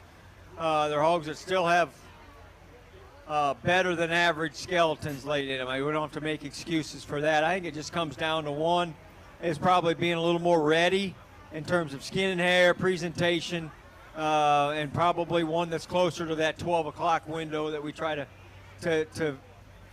hit, and that's the young lady in the center of the ring right now. She'll be your champion in this heavy division. I just think that one is probably the freshest in terms of skin and hair, and when you get on top of that one, probably reads a little more fresh in terms of how that one's back and top is laid in it. Second is going to be this young lady's guild here in front of me. That's a big square-backed one. Maybe it doesn't read quite as fresh from a skin and hair standpoint. Offers us a really unique kind of a look. Awesome hip and hind leg. I just would like to freshen that one up to chase that top spot in this particular class. Then we finish off the class with the young man's bear. A good functional one, just gives up too much in terms of back shape and muscle. Also would like to give him a shot more bone to contend with the top in this particular class. Let's give all those 3 a nice round of applause as they head back, and we'll work our champion spot drive.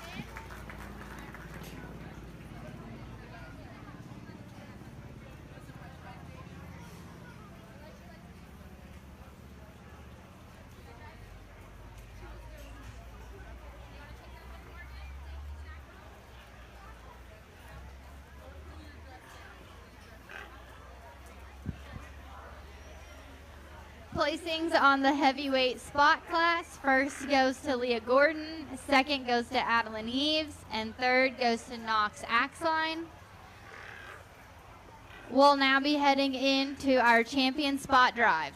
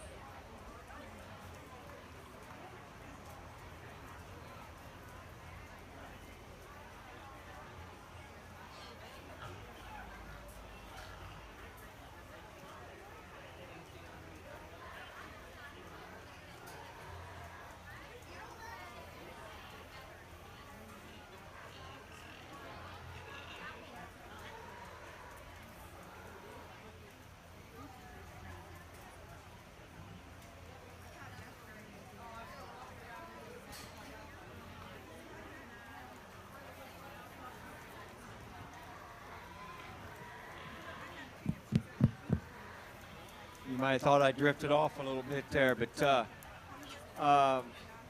no, I've done this for 40 years, and so I just like evaluating good livestock. And when I see good livestock, it's just sometimes I spend most of my day, honestly, if I have time, looking at pigs in the nursery, looking at pigs in the crates, looking at pigs in the feedlot, just studying them and just watching it and seeing how they develop through different types and change. And that's what always was fun when you bought hogs for your kid, or you raised hogs and got them picked out when they were in the spring of the year and raised them and watched them change and grow and develop all through the summer. It was kind of neat to see some that got better and better and better. And then you had a vision, at least I had visions when I saw a good one that I liked in the nursery, hoping that it would get to that end point and still look the part. And arrive at the show day or wherever our target window was, whether it was a county fair or state fair, looking the part and being at its best. And I don't know, I think there's one out here that's, I don't know if the young man or the family that has him and it's fed him realizes how good that one is, but that for that breed is real, real good. The young man at the far end of the ring has got a really good spot barrel. That hog is an absolute killer in terms of having a three-dimensional look with an extra big set of tree trunks for legs. That hog is square when he comes right at you with a big, bold chest floor. He's got a really stout Scottish skull on him with a really neat look. He doesn't deviate when he goes away from you in terms of where he puts his and plants his rear foot and hock. That one from the side gives you a really neat look. That's a nice pig. He'll be your champion. Let's give him a nice round of applause. We got our heavies and then our lightweight out here, and I think it becomes closer because I think these two are a little similar regardless of where they're at in weight range. One that hit me a little bit harder when he first hit the ring, and I would like to square this one up when he comes right at me. But that one offers us a little more look. And maybe a little more comfortable of a rear leg. But again, both are deserving. I can pick one. Yeah, lightweight will be your reserve champion spot. Let's give her a nice round of applause.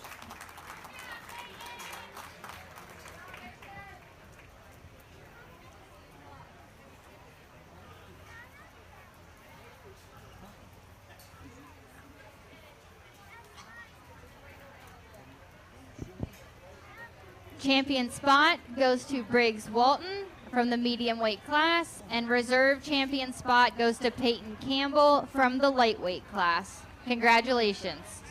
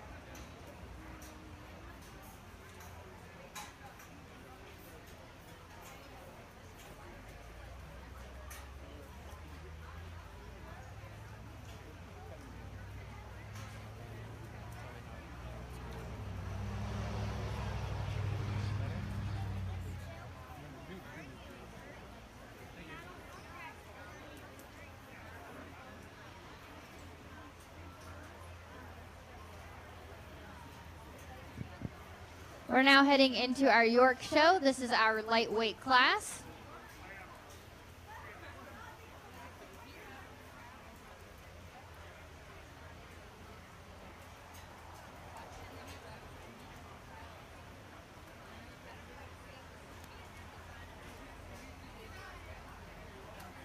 With, again, the limited number of entries that we have in this show, if the AOBs want to go ahead and bring their hogs up to the holding pens, that would be great. We'll be looking for Waylon Gladhill, Wyatt Warrenfeltz, Peyton Reinhardt, Matthew Schreiner, and Jacob Holler.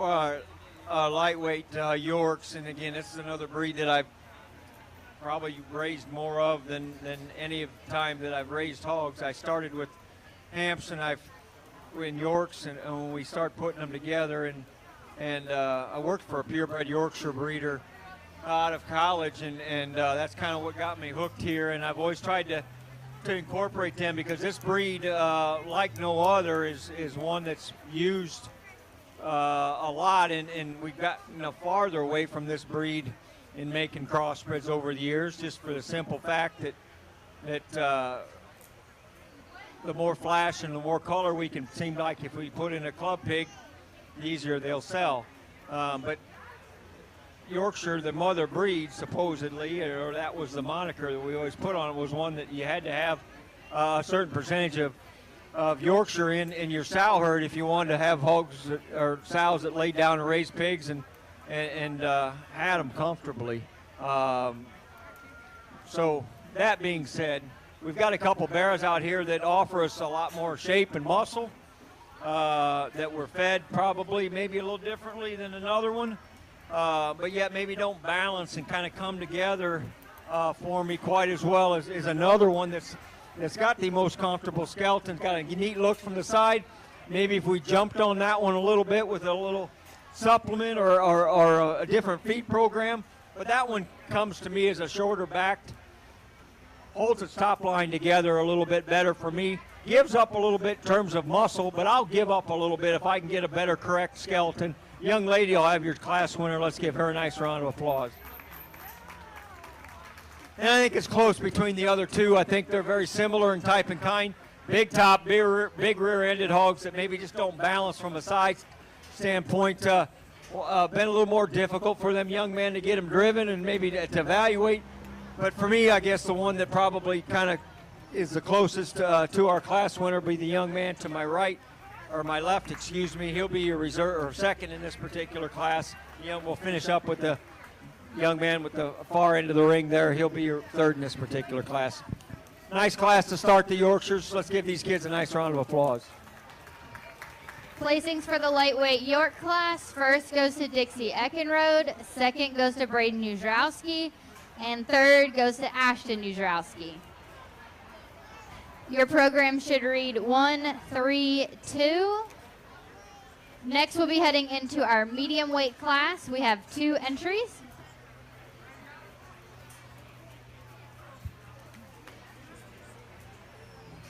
Ladies and gentlemen, boys and girls, again, we're going to do your pictures for the sale immediately following the market show here. We will call you by barn to barn. The champions that are early in the ring, they're going to earn that spot to get pictured first.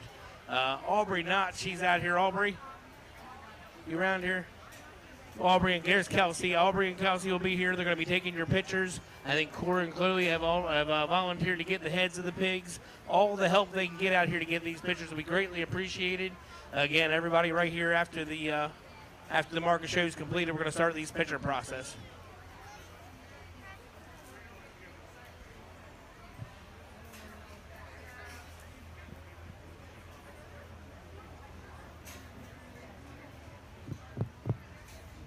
Just 2 in this middleweight division drive in the Yorkshires, and again, they're 2 functional ones in terms of their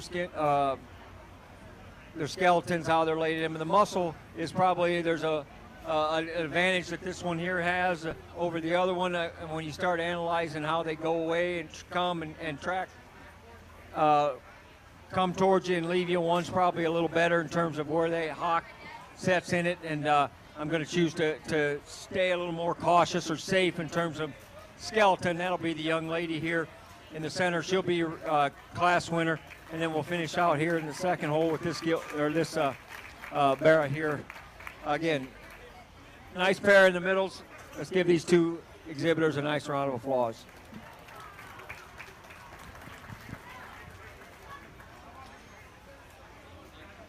Placings for the medium weight York class. First goes to Jana Inskeep and second goes to JC Inskeep. Your program should read 2, 1. We have a single entry here for our heavyweight York class.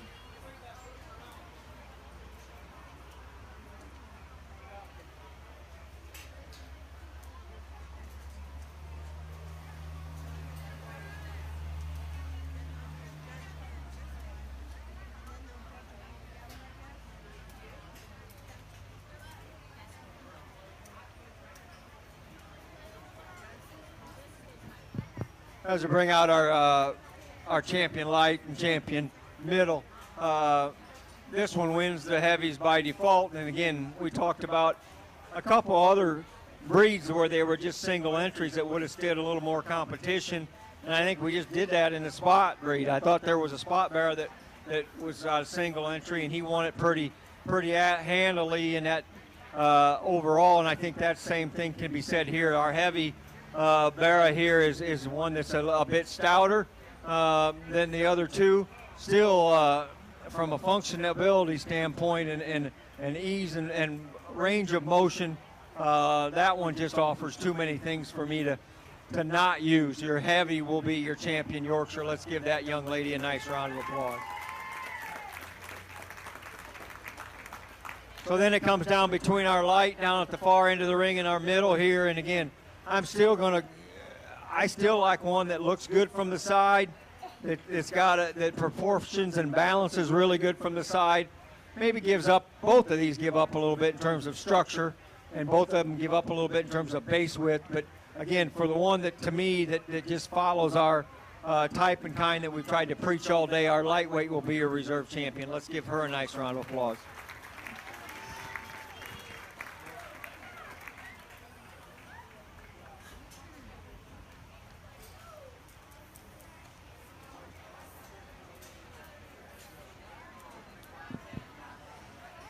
Champion York goes to Destiny Briggs from our heavyweight class, and reserve champion goes to Dixie Eckenrode from the lightweight class. Congratulations.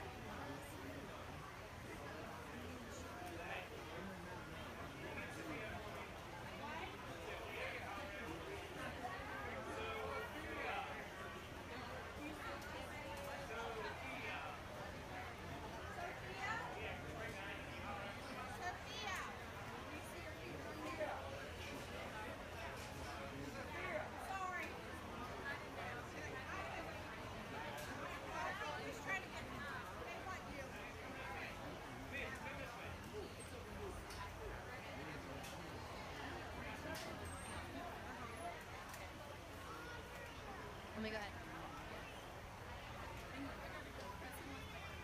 We'll now be heading into our AOB show. We do have 5 entries within this entire breed. Head up in the barns. We will be taking a break before we start the crosses here this afternoon. So the judge has asked that we will start the crosses at 12:15.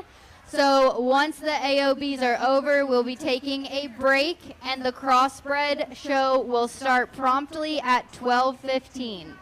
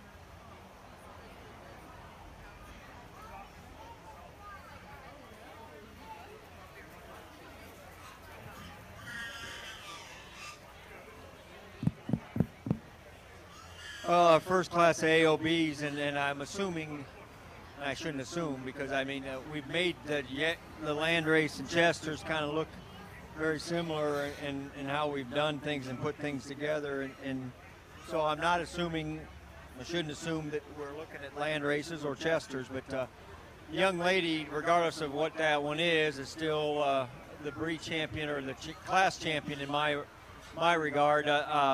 This young lady's Barra is a little heavier dutied than the other two, and a very good hip and hind leg. Offers us a real comfortable kind of look out of its front end, a really unique look. Maybe if you want to get real critical, you maybe shorten that one up a little bit, just so she kind of brings her top line. He brings his top line together, but again, that's getting really nitpicky on a really good hog. Let's congratulate her for having your class champion. And it gets a little bit closer for me between the young man's Barra and the young man's Gilt on the far end of the ring. I mean, one gives us a little bit more shape and raw shape when you get up on top of her. And that's the young man's Gilt. She'll be second in this particular class. And we round out the class with a little plainer kind of topped Barra that's real comfortable in terms of skeleton, just doesn't offer us quite as much back shape or maybe as much freshness when you get right on top of that one as well. But three really good ones to start this AOB. Let's give all three of those kids a nice round of applause.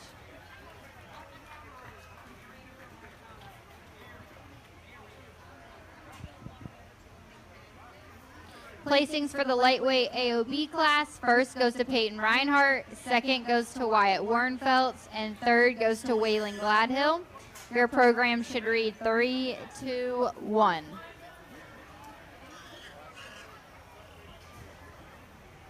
We do not have any entries in the medium weight AOB class, so we'll be heading into our heavyweights. We have 2 entries, Matthew Schreiner and Jacob Holler.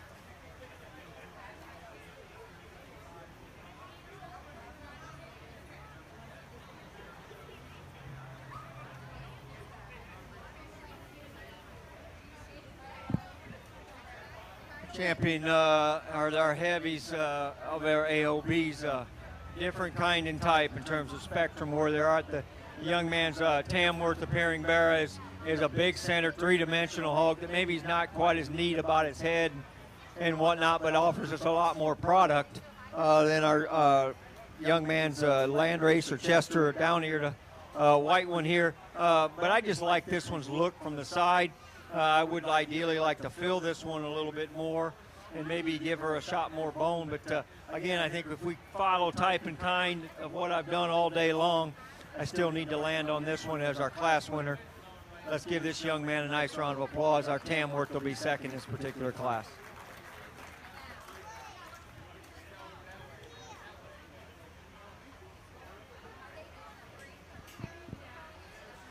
Placings for the heavyweight AOB class. First goes to Matthew Schreiner. Second goes to Jacob Holler.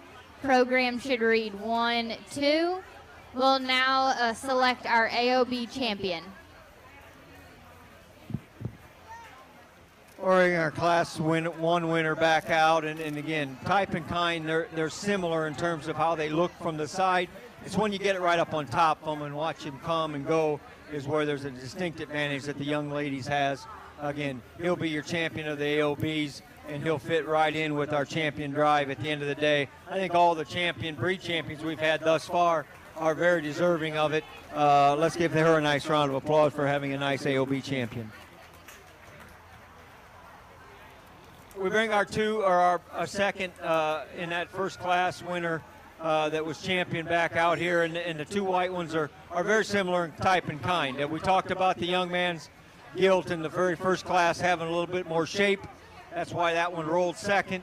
And I still think when it gets to the comparing the two that we got out here in the center of the ring, that one's still the advantage that one has over this other one here, and offers us maybe a bit more structure in terms of bone. So he'll be, or that young man will have your reserve champion AOB. Let's give him a nice round of applause.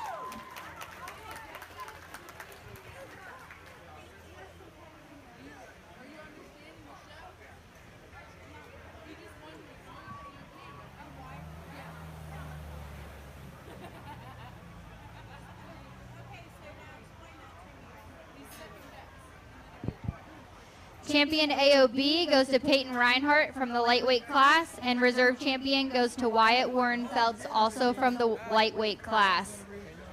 As we mentioned, we are now taking a break before we get into our crosses. We'll be meeting back here and starting at 12:15. So please take the break, and we will be starting promptly at 12:15. Thank you.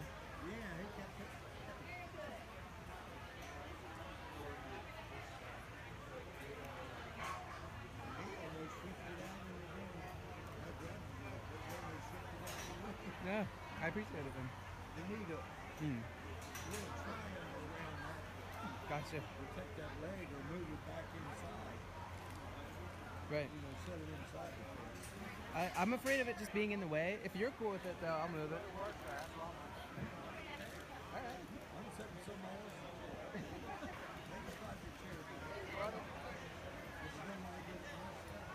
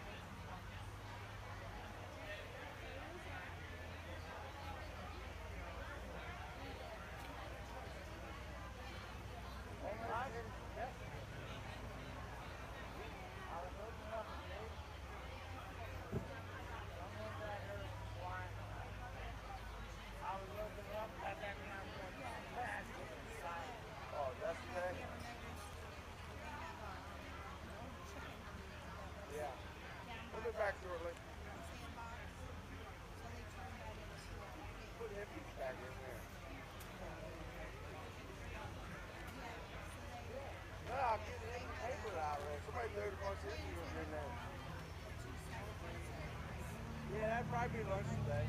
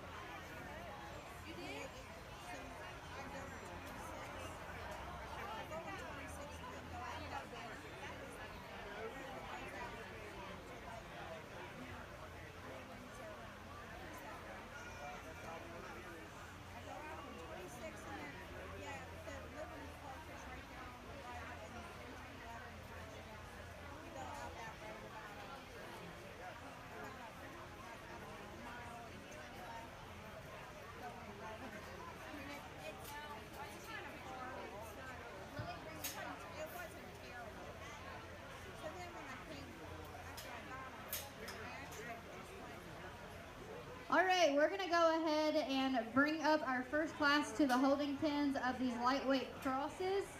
I'm looking for Joshua Weibel, Autumn Sweeney, Harry Hewitt, Chloe Mathias, Molly Sill, Matthew Lewis, Toby Burrier, Jonah Grossnickel, Dylan Ridinger, and Braden Wetzel.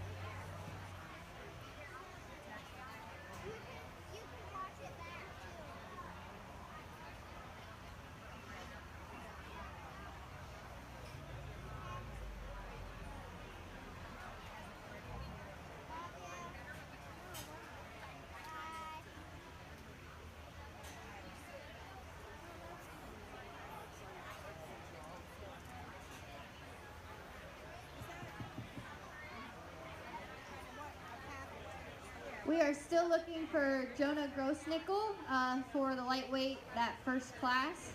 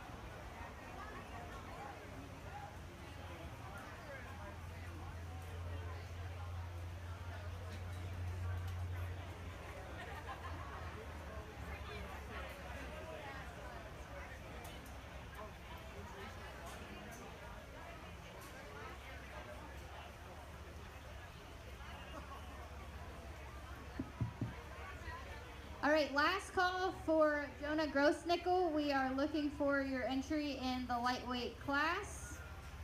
If you're not here, we're going to go ahead and get started.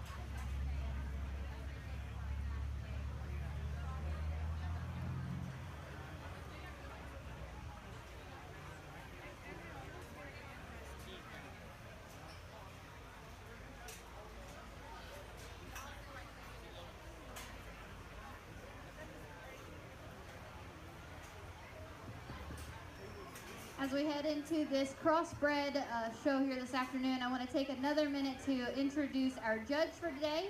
We have Todd Krieger from Ohio here. He is a graduate from Ohio State University. He owns and operates Krieger Family Farm. He raises and sells show pigs and breeding stock from a 70 sow operation. And he also does some grain farming with his father and son. So give a warm welcome to Todd. We thank you for joining us here today.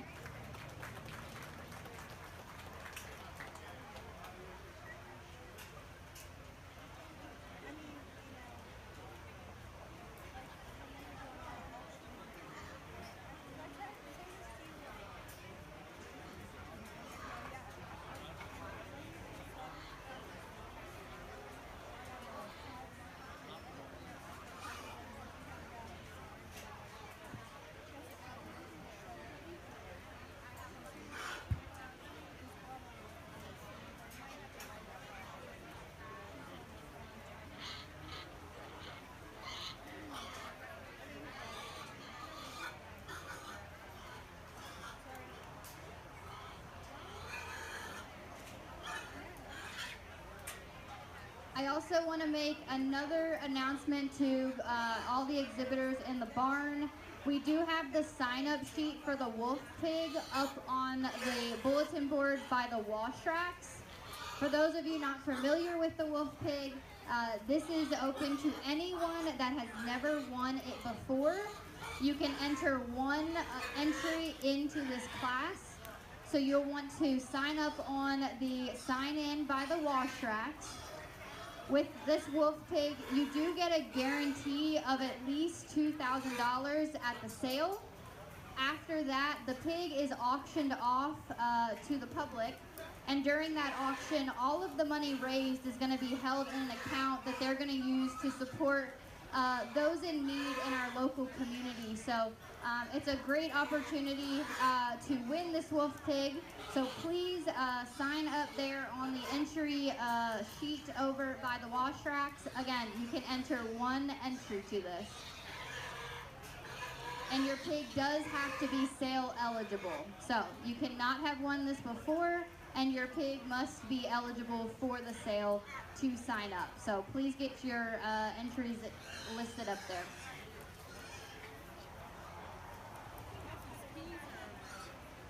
While I have everyone's attention, we will be heading into our lightweight crossbred class 2. So those entries can go ahead and start bringing those up to the holding pins. We'll be looking for Sterling Leach, Cora Koblentz, Dalton Mathias, Austin Nussbaum, Cadence Offit, Riley Rook, Peyton Reinhardt, Chase Hawkins, Briggs Walton, Colton Nussbaum, and Bentley Payer.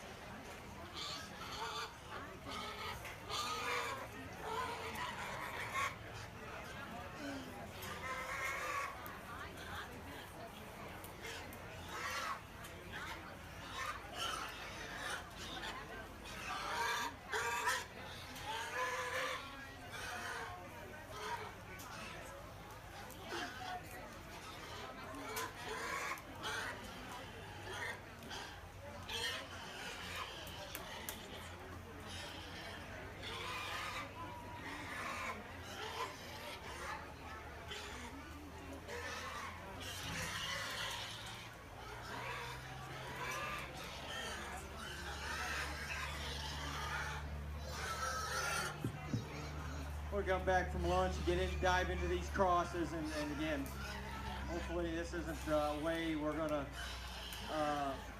continue throughout the day. We've got some attitudes here with some hogs that are just getting tired, been in the ring several times, and so I hope that we can kind of get an attitude adjustment so we can honestly listen to watch a show peacefully, and we don't have to hear a bunch of screaming. But again, I understand hogs are getting heated up, it's getting a little humid. Again, that being said, I think we got a handle to start the class. I'm comfortable with starting this predominantly black-billed here. The young man's driving. She's the most comfortable on her feet and legs, still offers us a show pig look with show pig's back shape. That's a good way for me to start. You can do it a couple different ways here after that. To me, I'm going to land with the young man's belted gilt in the center of the ring. I think that one's the most complete and puts the most positives together after our class winner. She's stout, she's heavy boned, got some back shape when you get on top of her, and she still reads with the comfortable skeleton. I think that's a logical place to go too. We're going to follow in third with our chromed or our blue gilt here to the right. She follows most closely, maybe not quite as fresh about her body, maybe not quite as comfortable on her hip or hind leg as our first and second ones, but I think she logically types and kinds like our first three. And we get finished up with in the fourth in this class. This young girl's worked hard trying to get this one driven. Really neat show pig look when this first one hit the ring, but she gives up too much in terms of base width. She gives up too much in terms of muscle when you get on top of her and get behind her compared to our top three in this particular class. Nonetheless, very good, high quality show pig. We get on down, we work 5 on down. We've got some really neat pieces. Maybe just don't put as many positives together and totals together. Let's give these kids in this first class of lightweights a nice round of applause.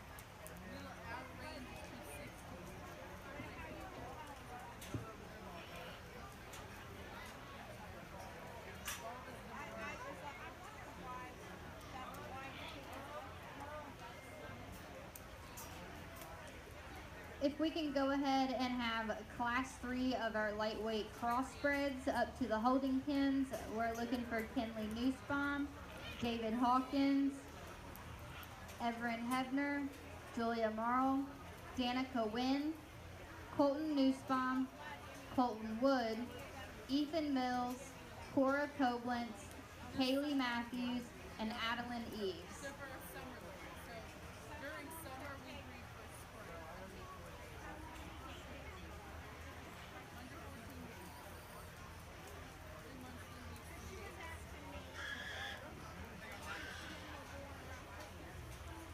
January 1st. The one was born January 1st, the other one was born January 26th. I don't know that because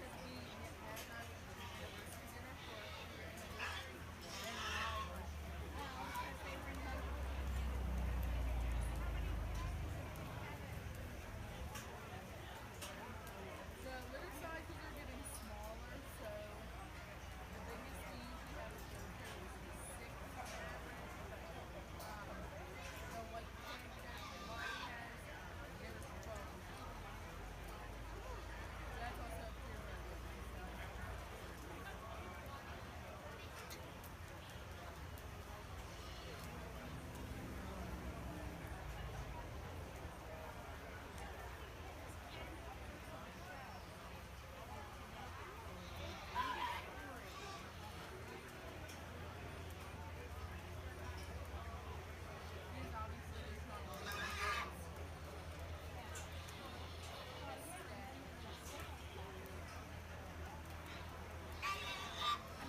obviously is not all the Placings for that first class of the lightweight crossbreds.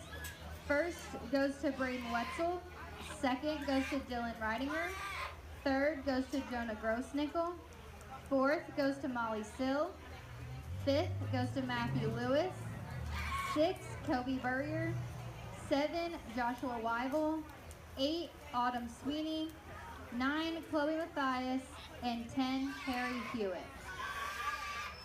In the ring now, we currently have our class 2 of our crossbreds.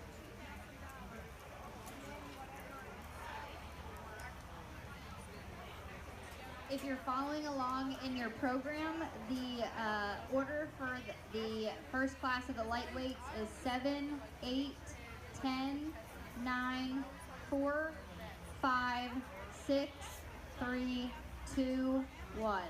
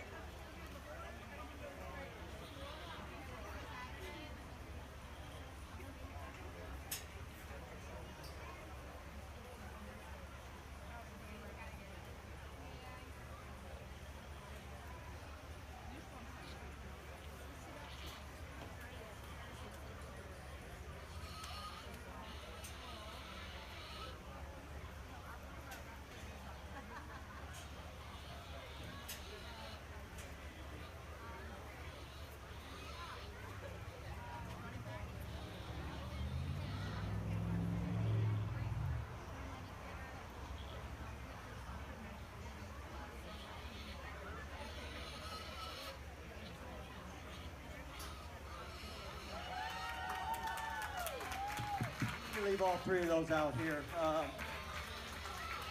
And even our fourth one that we stuck in there, I thought they kind of come together, these top four, in a setup, in a pair of them. I thought our second place hog and our fourth place hog were very similar in type and kind, a little longer bodied, kind of hogs that very, very comfortable. But I thought our first and third were very similar, a little shorter backed, a little more proportional, if you want to use that word. But I just thought that our class winner, the young lady with the wide belted one, it just paints a really neat picture from the side. Tall shoulder, good looking. Maybe if you want to get real critical, set that blade back in her just a little bit, but that one still got a big forearm, got big enough hind leg, and then that one just, I think, fits the kind of trend and mold that we're trying to build show pigs to look at. I love the comfort that this young man with the second place guild, and again, we just probably don't have quite the elevation up front as our class winner, and we probably don't have quite the top line that holds together as our class winner, but that's still a very good skeleton kind of hog that I thought needed to kind of fit in there. I thought she was longer hipped and rumped than our black-headed barrow that runs third. He's shorter back, but he's also shorter hipped and rumped and doesn't take as long and as comfortable a stride behind. Three quality animals at the top of this particular class. Again, our fourth place guild, a lot like our second place in this particular class, a little longer body. Maybe doesn't hold together in proportions quite as well as our top three in this particular class, but the young lady does a great job driving it. Maybe doesn't have quite the freshness maybe as our top end as well. Another really good sound functional one. Just question that one's hip and hind leg in terms of her ability and maybe her security behind. Another heavy stout one, or a heavy bone stout one in the next hole. Just his top line doesn't want to hold together. I don't see him as quite as big a hog. Really attractive, gray belted one. Just doesn't have near enough when she comes right at you, and she's a little bit frailer as we compare the top end. Very good class. Let's give these kids a nice round of applause.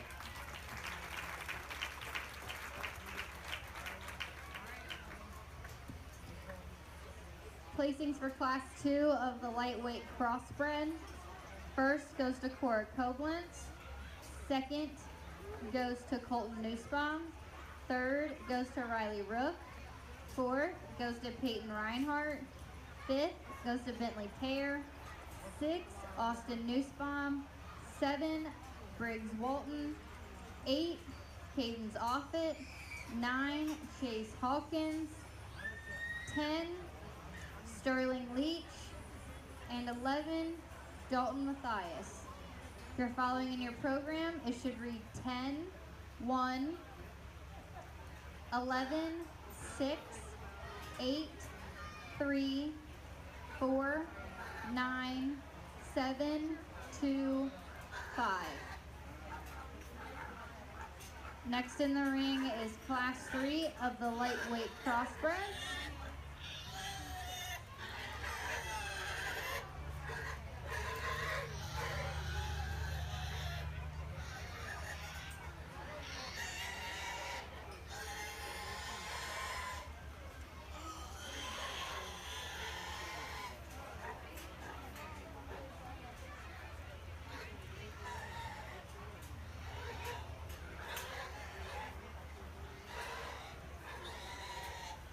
If we could go ahead and have class number 4 start heading up to the holding pens. We're looking for Austin Lee, Paisley Murphy, Dalton Matthias, Alyssa Swimmer, Emmeline Piles, Faith Scarzello, Blake Gordon, Delaney Ogg, Morgan McGee, Aubrey Missinger, and Macy Dunn.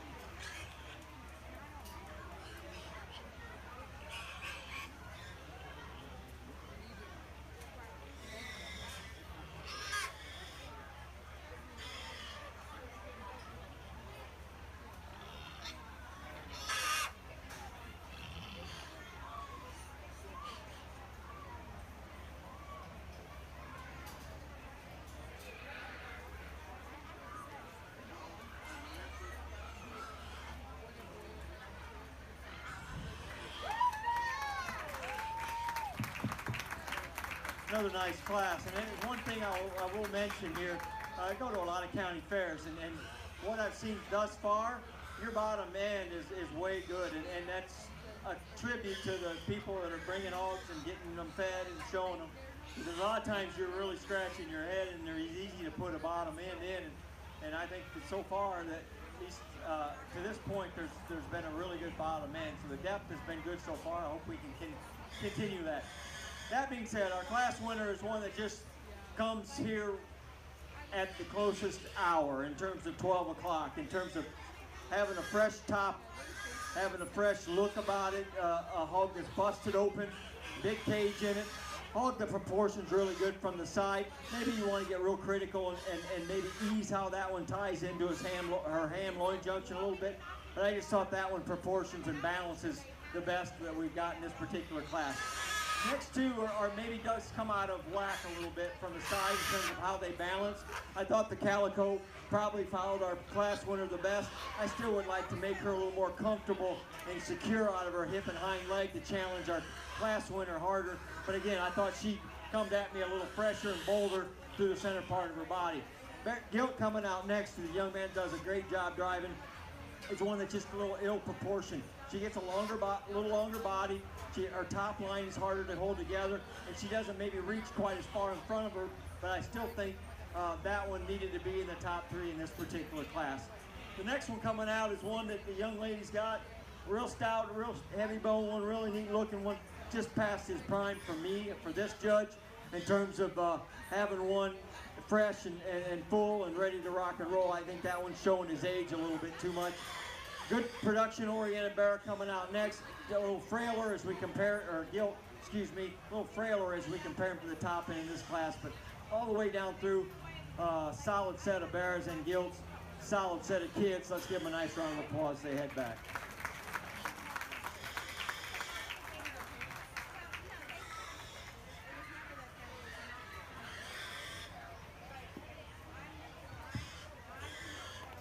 Placings for Class 3 of the lightweight crossbred. First goes to Ethan Mills. Second goes to Cord Koblenz. Third, Colton Nussbaum. Fourth, Kenley Nussbaum. 5, Julia Marl. 6, Adeline Eves. 7, Everin Hebner. 8, Danica Wynn. 9, David Hawkins. 10, Colton Wood. And 11, Kaylee Matthews. Your program should read 4, 9, 7, 5, 8, 3, 10, 1, 2, 11, 6. Coming into the ring now is our lightweight crossbred class 4.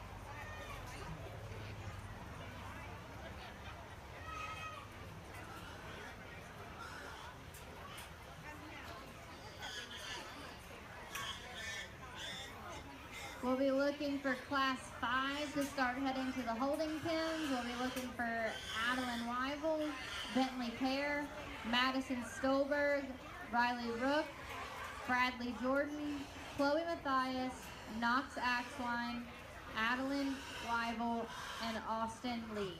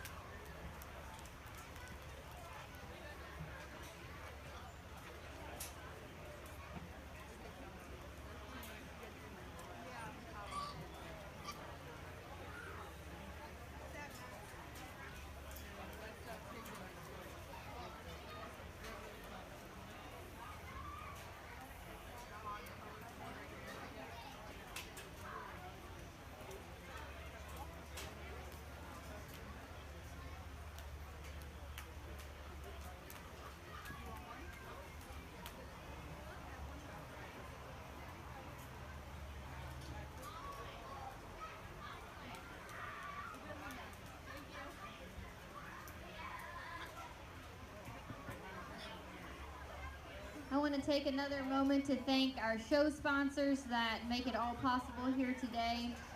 Tall Oaks Farm, the Wyville family, Chestnut Hill Farm and Market, David Koblenz Trucking, Farmers Transportation Services, South Mountain Collision Center, Magnolia Meadow Farm, Dennis Trucking, Jack Den Farm, Reeve Snyder's Farm Supply, the Matthias family, Randall Alexander Well Drilling, Alexander's Plumbing, DPT Show Cattle and Pigs, Montgomery Irrigation, and Gorman Transport. If we could give all of our show sponsors a round of applause, thank you for making the show happen.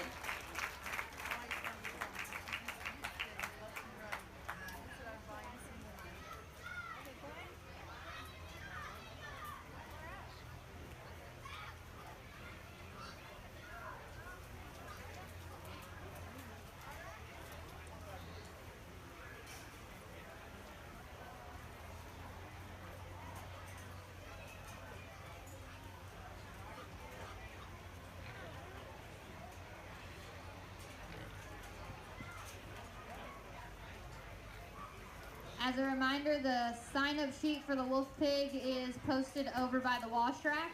Again, this is open to anyone who has never won the Wolf Pig before. Your pig must also be eligible for the sale. There is at least a $2,000 guarantee, and this hog will be auctioned off to the public during the sale.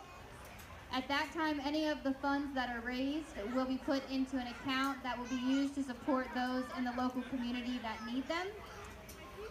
So again, it's a great award there, and please make sure you're signing up for that. Again, it's posted over by the wash rack.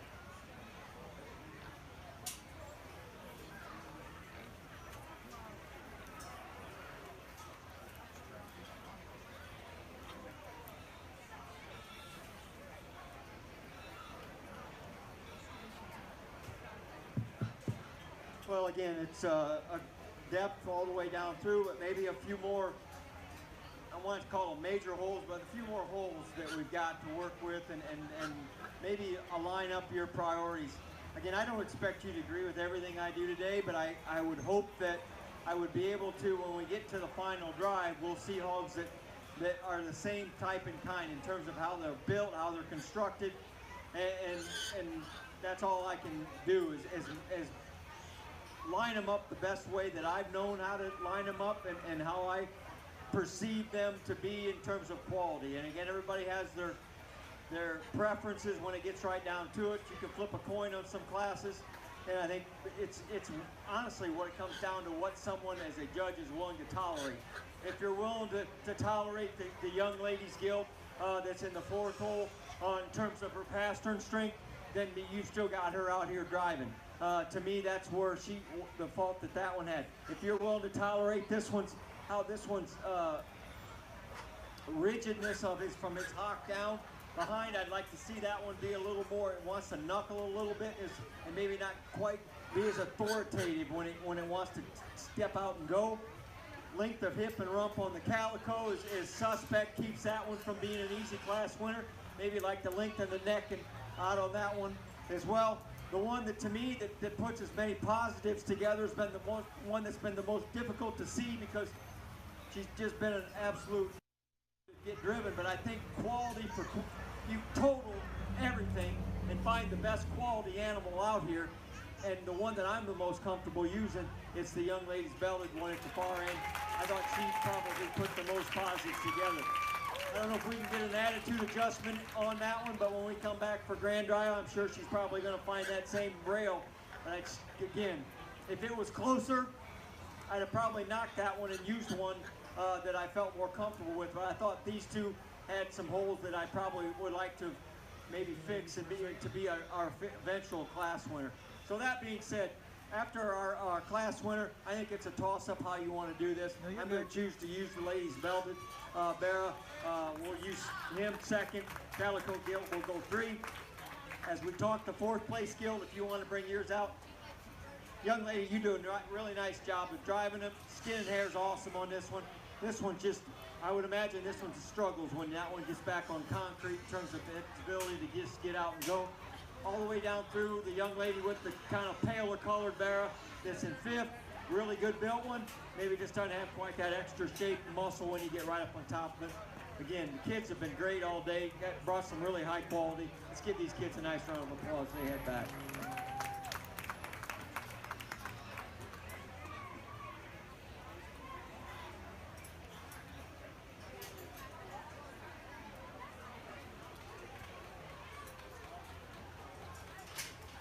No, you're good. You're good. You're all right. You're fine. Everybody's fine.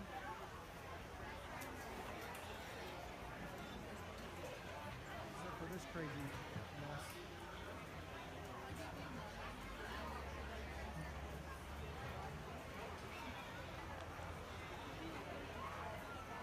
It's a little crazy.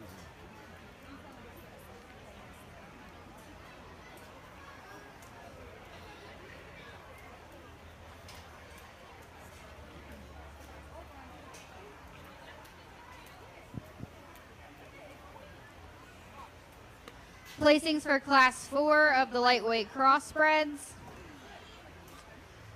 The first goes to Aubrey Missinger. Second goes to Alyssa Slimmer. Third, Austin Lee. Fourth, Morgan McGee. Fifth, Emmeline Piles. 6, Blake Gordon. 7, Faith Scarzello. 8, Paisley Murphy. 9, Delaney Ogg. 10, Macy Dunn. And 11, Dalton Matthias. Your program should read 3, 8, 11, 2, 5, 7, 6, 9, 4, 1, 10. Next, we are heading into class 5 of the lightweights.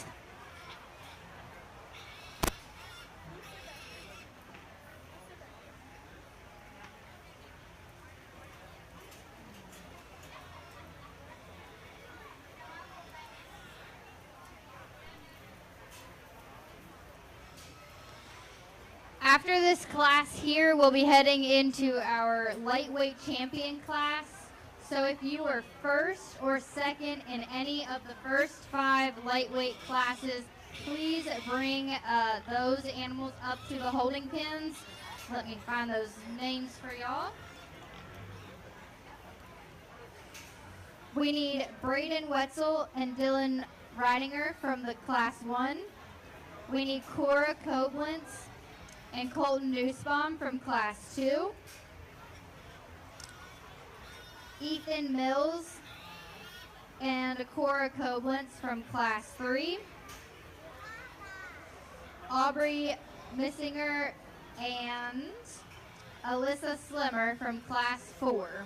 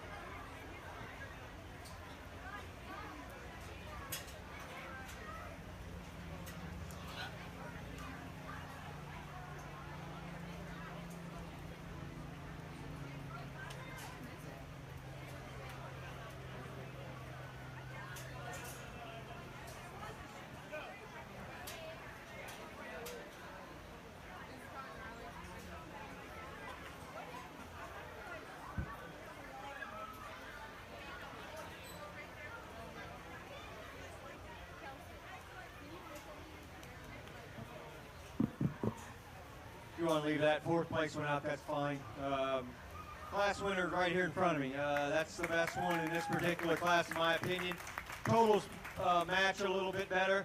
Maybe not quite as shapely as a couple that we've got in this particular class, but still, balance and proportionally, that's the best one from the side. Still opens up with a good enough chest floor, goes away with an ample amount of muscle. I just think that one rose to the top. The 2nd place one's the young lady that did a really good job last night, showmanship-wise. This gilt's got a bunch of shape and muscle. Maybe not quite as stout-featured, maybe not quite as presentable in terms of skin and hair as our class one, but I still thought that totals matched a little bit better for a 2nd place hog in that one. If we could stouten this guy here, or this gilt a little bit, and then we probably run her up and contend for top end, because she's got a really neat look out front. She's just flatter about her cage, she's just flatter about her body, and she's just not quite as stout featured as the ones that we had towards the top in the class. And then the gilt that young ladies 4 is stouter featured than our 3rd place one. Just doesn't balance quite as well, and how she ties into her ham-loin junction affects how that one goes and functions out of her hip and hind leg.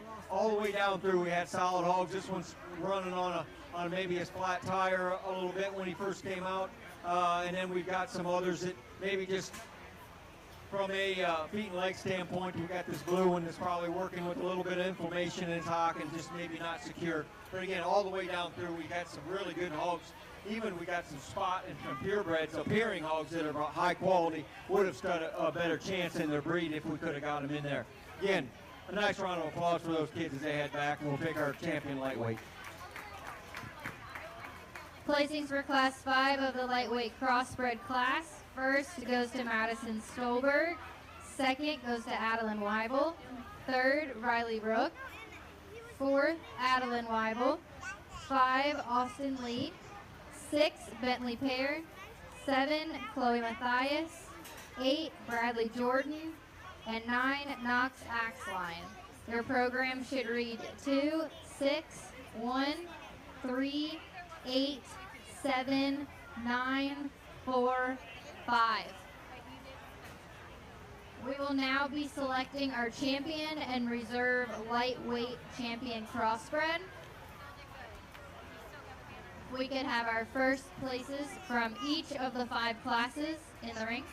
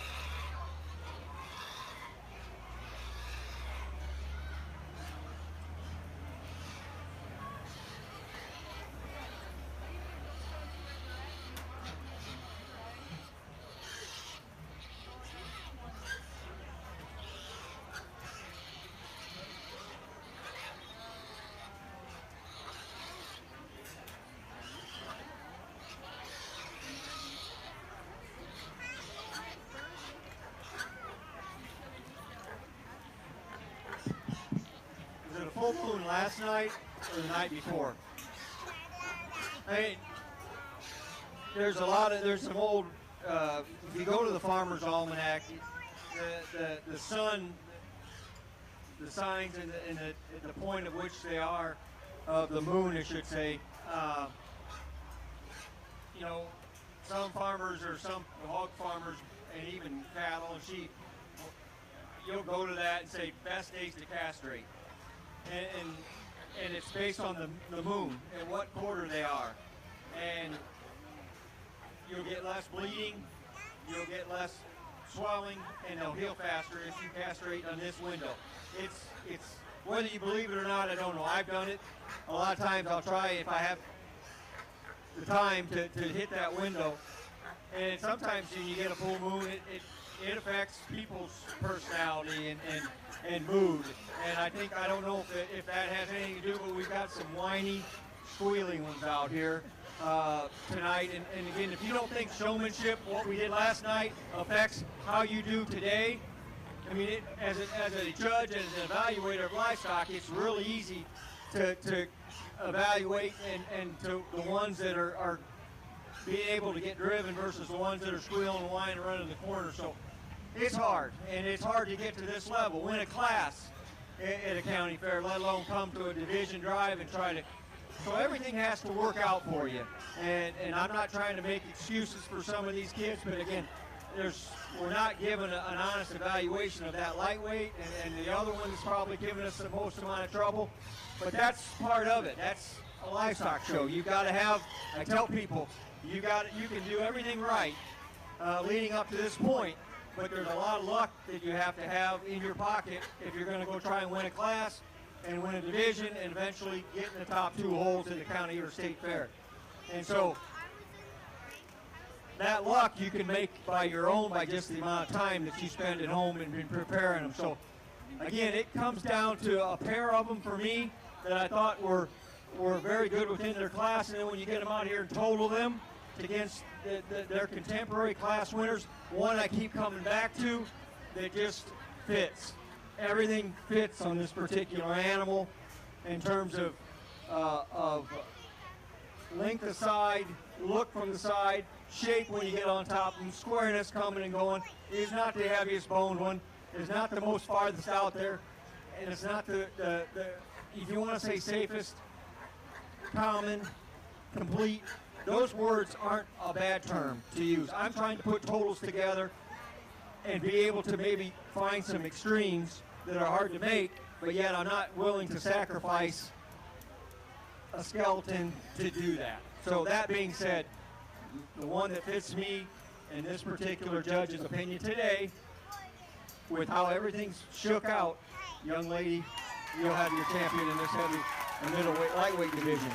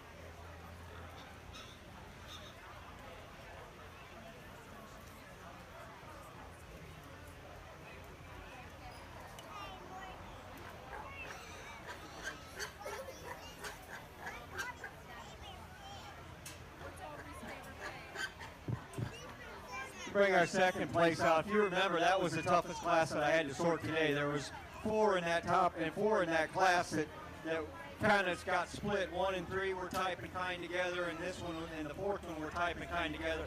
I called this one maybe it didn't proportion and balance as well as our eventual champion in this division. She is a little longer bodied. She's very secure on her feet and legs. Got a good look up in front of her blade. Maybe if you want to get real critical in terms of how she holds that top line together, you can maybe give her a shot more through the center part of her body. She gets a little flatter in her forerib. Again, it comes down between that one and the one that's been the difficult one to drive. I like a lot of things about that one there. It's just that she's been a knucklehead to drive.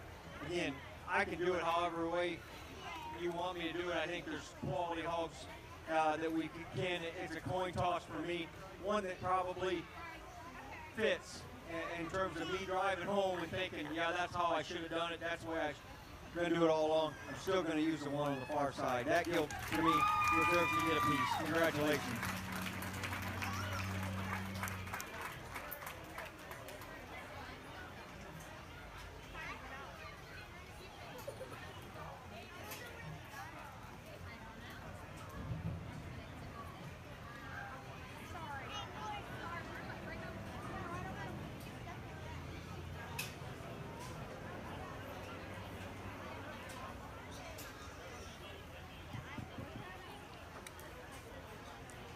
Champion lightweight crossbred goes to Cora Koblenz from Class 2, and reserve champion goes to Aubrey Missinger from Class 4. We're now going to head into our first class of the medium weight crossbreds. We're looking for Marshall Stevens, Rhett Axline, Autumn Sweeney, Austin Nussbaum, Rebecca Sweeney, Briggs Walton, Caitlin Bentz, Dalen Ogg, Ryan Jordan, and Peyton Campbell.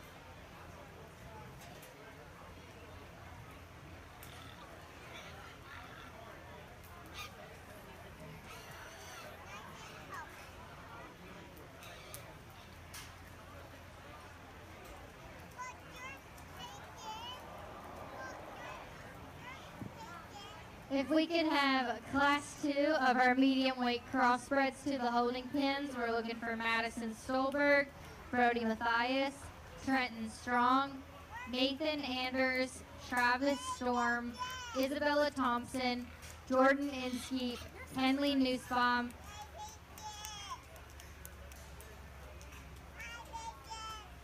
and Carly Grossnickel. Caroline Grossnickel, sorry.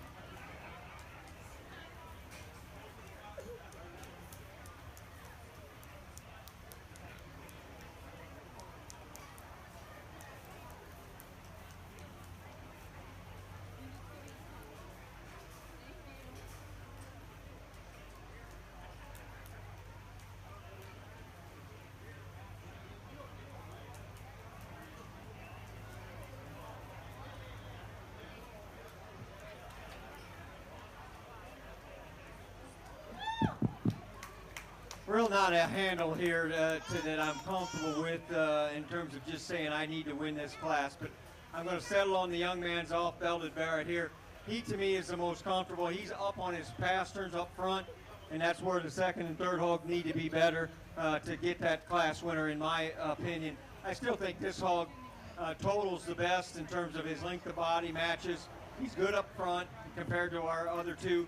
I probably would like to secure him a bit better behind, but I just think putting totals together, he was the one that surfaced for me. Second place is the one that just comes out too flat up front. Again, same with our third place one, but that one's got a better hip and hind leg when you watch that one go away. This one needs to be better up front and also needs to be better going away from you. The bluegill, or the blue-headed one coming out next is one that I could tolerate up front in terms of feet, legs, where pasterns are, just as much or better than our second, third. That one's got some swelling working in its hocks, and it just makes it more uncomfortable as that one goes. It tries to go out across the ring. We're running into some ones down the line here that we just don't have quite as much shape and muscle, and feet and legs come into play as well. But surely 10 really good kids that certainly deserve a nice round of applause as they head back to their pens.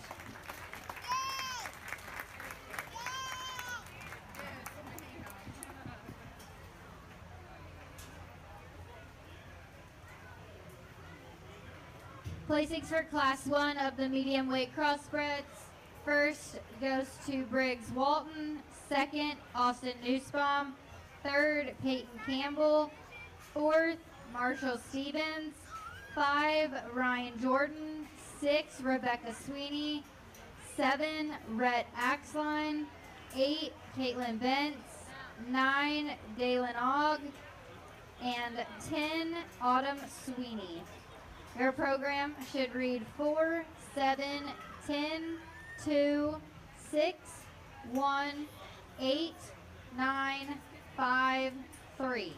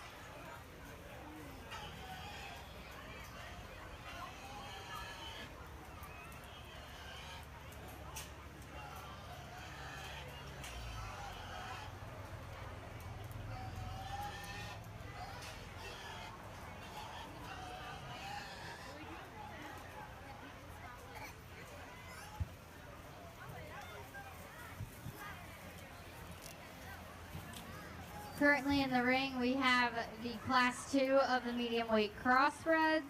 If we could have Class 3 up to the holding pens, we're looking for Isla Aholt, Joseph Putman, Jonah Grossnickel, Leon Crum, Paisley Hawkins, Ty Stevens, Landon Gorman, Cadence Offit, and Leon Crum with a second entry.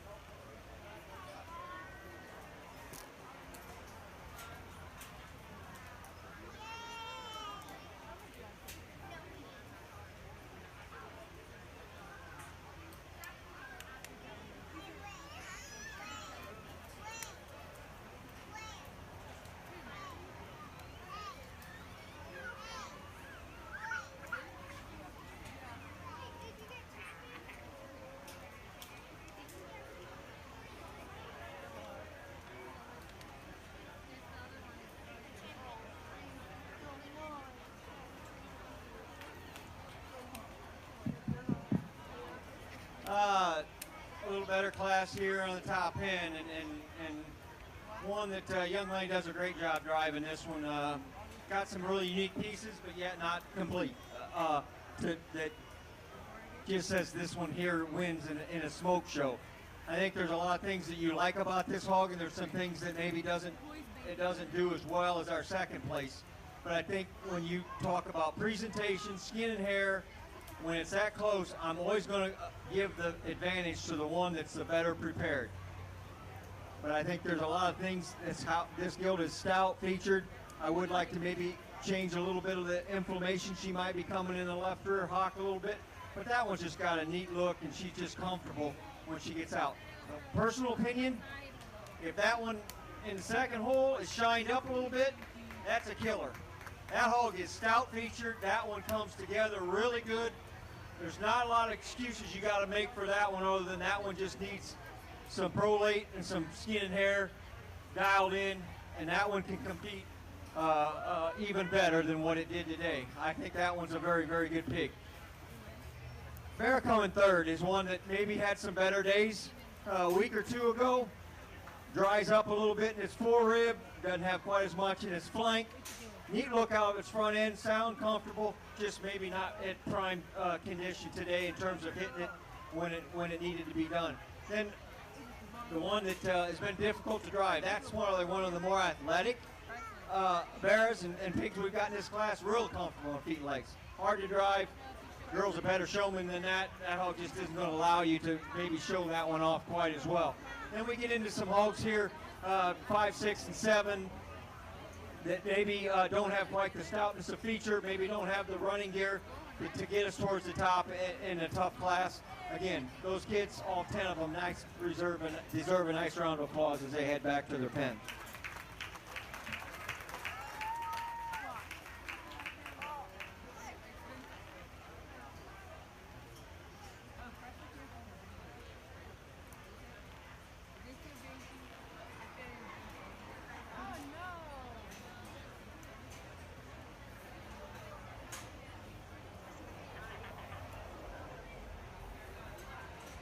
Look out for Morgan McGee. Morgan McGee.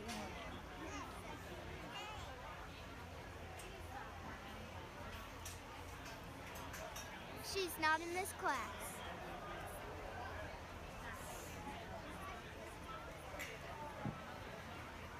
Placings for the second class of the medium weight crossbreds.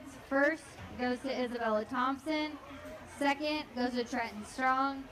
Third goes to Kenley Nussbaum. Fourth goes to Madison Stolberg. 5, Carly Grossnickel. 6, Jordan Inskeep. 7, Brody Mathias. 8, Travis Storm. And 9, Nathan Anders. Your program should read 4, 7, 2, 9, 8, 1, 6, 3, 5. We now have class number 3 of the medium weights entering the ring. If we could have our 4th class of the medium weights to the ring, to the holding pins would be great. Looking for Katie Glass, Mackenzie Putman, Galen Ogg, Delaney Ogg, Avery Pollock, Leah Gordon, Garrett Campbell, and Alyssa Slimmer.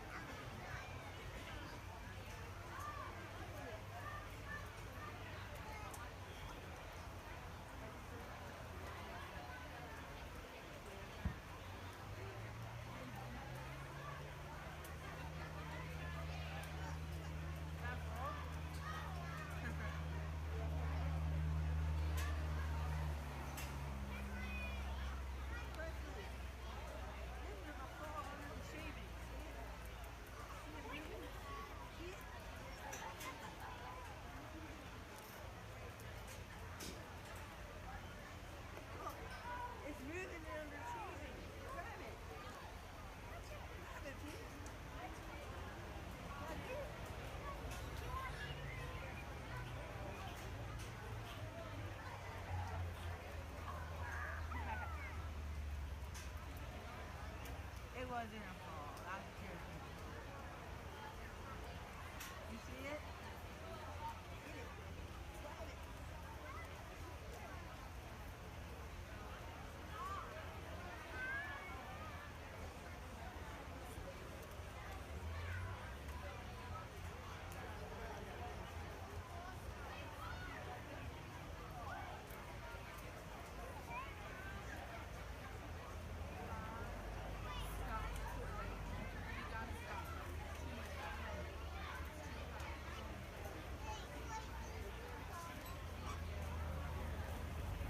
What's her name?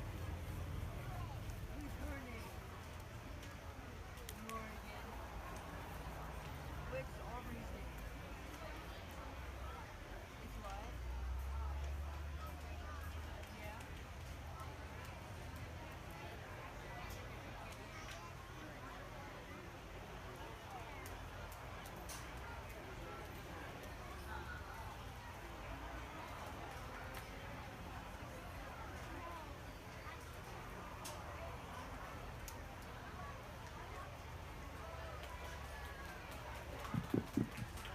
In this judge's opinion, we've got an easy class winner. The young man's belted bearer there along the ring. It comes at you in the ring initially and gives you a really good look out of his front end. Balance is really good from the side. Got a fresh enough look about his head and neck and top line. I think that hog, logically for me, fits a class winning type and kind. Then second hog, we got to kind of shift gears a little bit and go back in type and kind a little bit, but I think this one, the calico down here, combines a lot of neat things. I mean, a big centered hog, really stout, robust hog that maybe you want to clean up front, make him a little bit neater about its head and neck, but that is a big legged one. If you want to sort on bone, he wins the class. To me, he needs to be a little more immature about his front end and look. The bear going out in front of all of them was third in this particular class. Fourth place hog here. We could fix this one up front, maybe give it a shot more shape up top and maybe just make it go a little better. Behind, we can move it up. Same thing can be said here. We don't have quite the stoutness of feature and just overall bulk when you get right up on top of them. But nonetheless, a really good class all the way down through. Certainly deserving of a nice round of applause for these kids as they head back.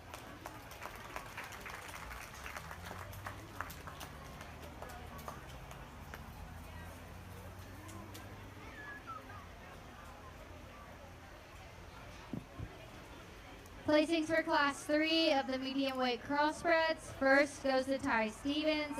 Second, Jonah Grossnickel. Third, Landing Borman. Fourth, Isla Aholt.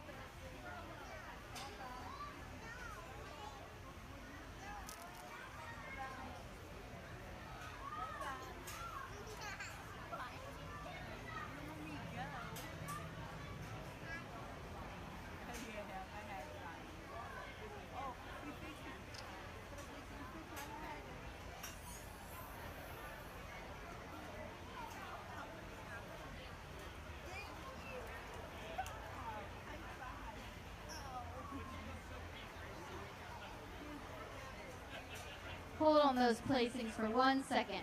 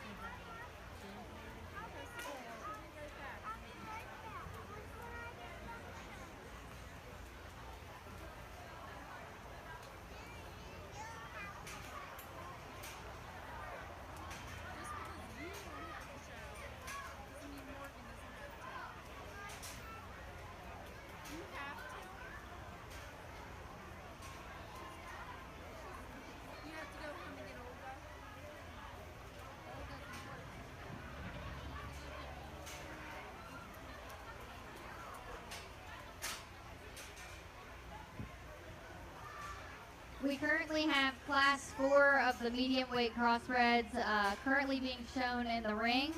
After this class, we will be selecting our medium weight champions. We'll be looking for the first and second from these medium weight classes. From class 1, we'll need Briggs Walton and Austin Nussbaum. From class 2, we'll need Isabella Thompson and Trenton Strong. And from class 3, we need Ty Stevens and Jonah Grossnickel.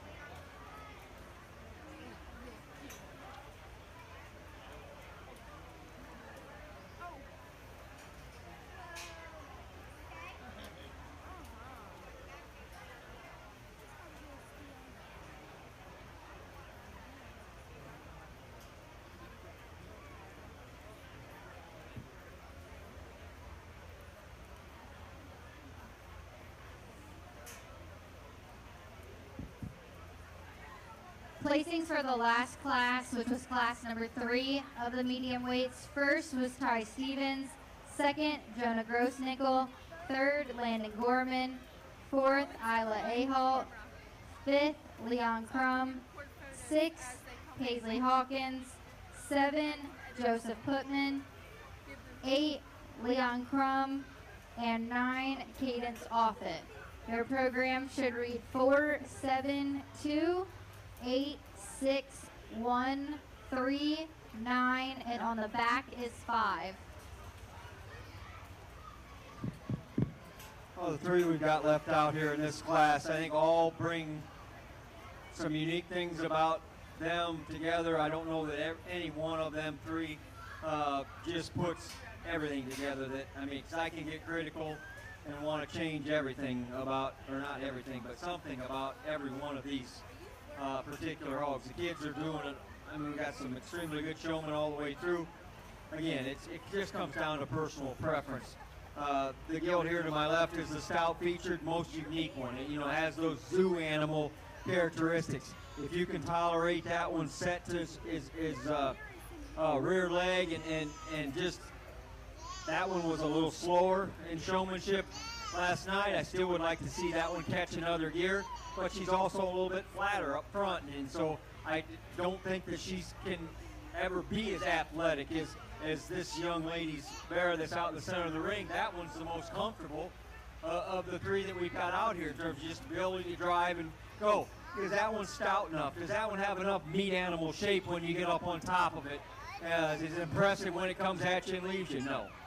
But that one's skeleton's made right. If you want to say that one's stout enough, fine, you use it. If you want to consider this one, the real stout one to be good enough to use as champion or class winner, I don't care. We've already placed that young ladies, and we'll talk about that one at the end of the ring. It comes down to these 2. They're not the same. Again, it comes down to personal preference. One that has a little more show ring look, one that has a few more extras. I just would like it to be a little more fault-free, but I still think it gives me a shot more structure, bone, center body. Young lady in front of me is going to be your class winner. Yeah, we talked about that young lady down there did a great job in showmanship last night. Just brings a real safe, complete, functional, athletic, just very hard to pick a fault in that one. Skeleton, up on its pasterns, range of motion behind is awesome. Just needs to be stouter featured and give it a little bit more shape when you get on top of them. The one that's a little more exotic looking is the one in third, a real stout skulled one. I don't know if this one fits this particular weight range. I think that one filled up probably fits a heavier weight range. Maybe looks a little bit better, maybe fits with what that one, it just kind of got out of place for me in this particular place, in this particular class. That's why I stuck that one third. Elevate this one up front. It's coming out of 4, and we can probably chase towards the top, be closer to 1 than 4. Just like to maybe make that one balance a little bit better from the side. Same thing with this calico. It's got some neat pieces, really neat look out front. It's too soft plastered. Gets it soft in its top line for me to move them up any higher. All the way down through, I can consider a lot of good things. There's good things in every hog. It's just how they put those totals together. Those 9 kids that showed in this class, let's give them a nice round of applause as they head back. We'll pick our middleweight champion. Placings for class 4 of the medium weight crossbreds. First goes to Alyssa Slimmer. Second goes to Avery Pollock. Third goes to Leah Gordon. Fourth, Katie Glass. Fifth, Garrett Campbell. Sixth, Mackenzie Putman. 7, Delaney Ogg. And 8, Dalen Ogg. Her program should read scratch, 4, 6, 8, 7, 2, 3, 5, 1. We'll now be selecting our champion and reserve medium weight crossbred.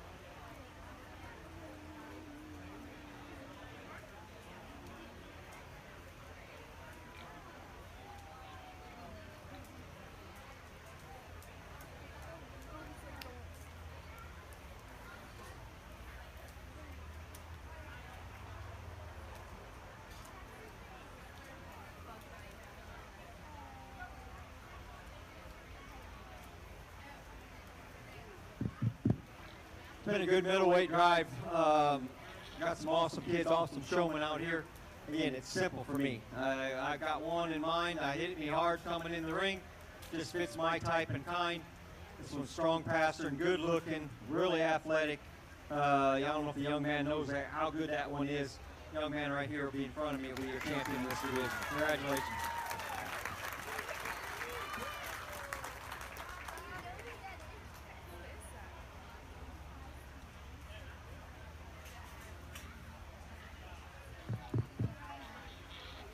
He gets a little closer. We bring our calico in, and we talked him in class. That one's a little jammed up front, but he is the stoutest featured one that I've probably seen today, other than a Yorkshire bear that maybe stood second down there in that corner pen. He's much similar to that one down there. But again, it just kind of comes down to putting totals together. I thought our champion in this division did that better than a couple other ones here. We've got some unique pieces in a couple other ones. It's just what are you going to willing to tolerate? Again, I still think there's one that probably follows the closest to our champion in this division. I know this young lady was disappointed last night. Maybe this will make up for it a little bit. This young lady right here will have your reserve in this division. Congratulations.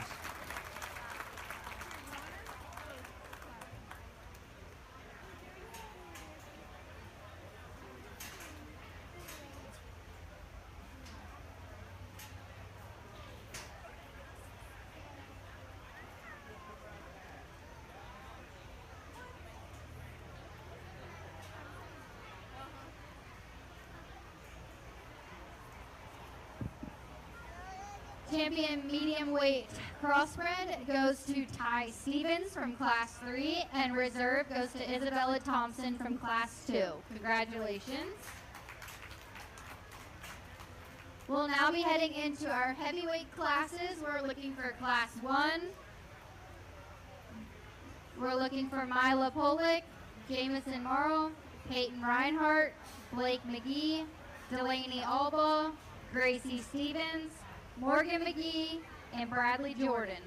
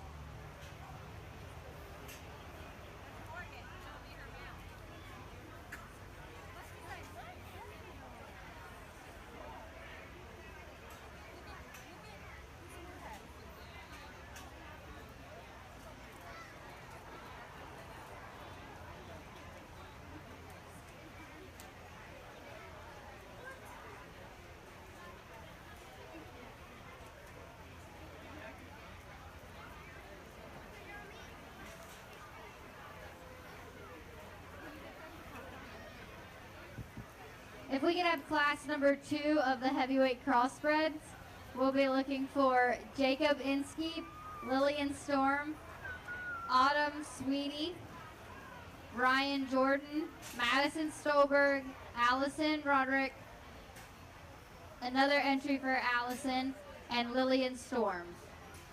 To the holding pins, please.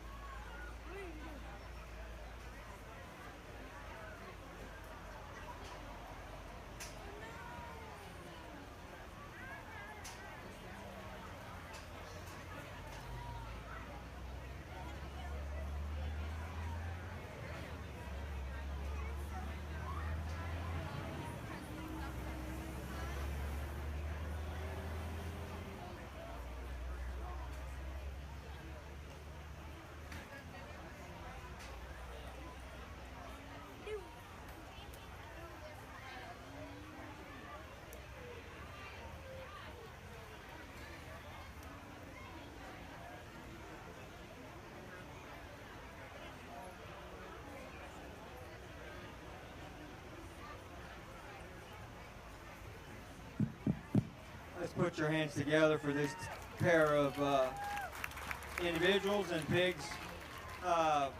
Really good livestock. I mean, if you didn't have these two marked on your sheet when they came in the ring and thought they'd be towards the top, then I don't know, we're not seeing the same thing. But I thought these two surfaced to this particular class really well. And if you didn't bring a machine gun to this fight in this class and brought a knife, you're going to be in trouble, because I thought these two are everything that me as a judge would like to see. I mean, they're bold hogs that are very three-dimensional about their look. They're hogs that are filled the right way. Their skin and hair's right. They're getting shown and presented right. It's fun to just kind of stand back along the ringside and watch them show. The young man's Barra is killer from the side, on this side. He actually has one side of him that looks better than the other, just the way he's marked. I prefer the right side of him than the left side. He still doesn't disappoint you from the left, but to me, that white on the back leg just puts everything together. The young lady's gilt, I thought when that one hit the ring, I thought, okay, here we go. We've got a class winner lined up. For me, to sort these two, and I think I spent a little time, because I've been to hog shows before where a judge puts one in second that gets blocked in the end of the day. I don't have a problem going either way here, because I've seen judges use hogs that maybe can't go or aren't able to, when they get to that final drive, be able to pull that second place one in, if you understand what I'm saying. And so you better make sure you're correct and using the right one here, because these two could very well be grand and reserve in the heavies. And down the line, even more than that. I don't know what's coming, but we got to make sure we get this thing right. In my mind, I have to get it right and be comfortable driving 7 hours back home. So again, I spent more time probably looking at down here than up here, because I think if you build them right from a feet and leg standpoint, in terms of how big their foot is, in terms of how correct their foot is, in terms of how they put pressure on those rear foot and joint, and how all that lines up, that's the reason why those hogs are comfortable and can move and are visually very appealing. I just think all of them everything fits and matches very good. High quality animals that are close to 12 o'clock in terms of their body condition. One maybe is a little shapelier when you get on top of it. One, though, has a little bit bolder kind of cage when he comes right at you. And probably when you get real nitpicky, there's one that's maybe a little more secure in its ankle. And again, that's being real nitpicky. For me, the class winner is the young man's Barra. The young lady with the gilt will be second, and a very close placing, but very high quality animals nonetheless. Don't be ashamed of being second in that hole. Third, young lady, if you want to bring yours out, again, that's one that's won classes before, that type and kind. You just fell into a class that probably had a couple individuals that are just outstanding. This one just needs to go better. It's not as good and long enough in his hip, and probably just as comfortable and secure and athletic out of his hip and hind leg. We get down through the rest of this particular class. We sort this one here, maybe not as neat-headed. Isn't as proportional from the side. We got some muscle hogs down here that just give up in terms of look, and all of a sudden we get into some that maybe don't have quite enough meat animal shape. Awesome class on the top end. Let's give these kids a nice round of applause.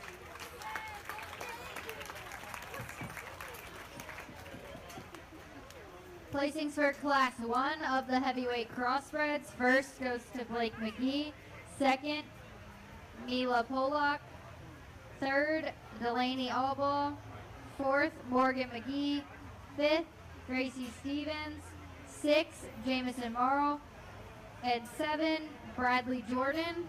Your program should read 2, 6, scratch, 1, 3, 5, 4, 7. Next, we will have our Class 2 of the heavyweights.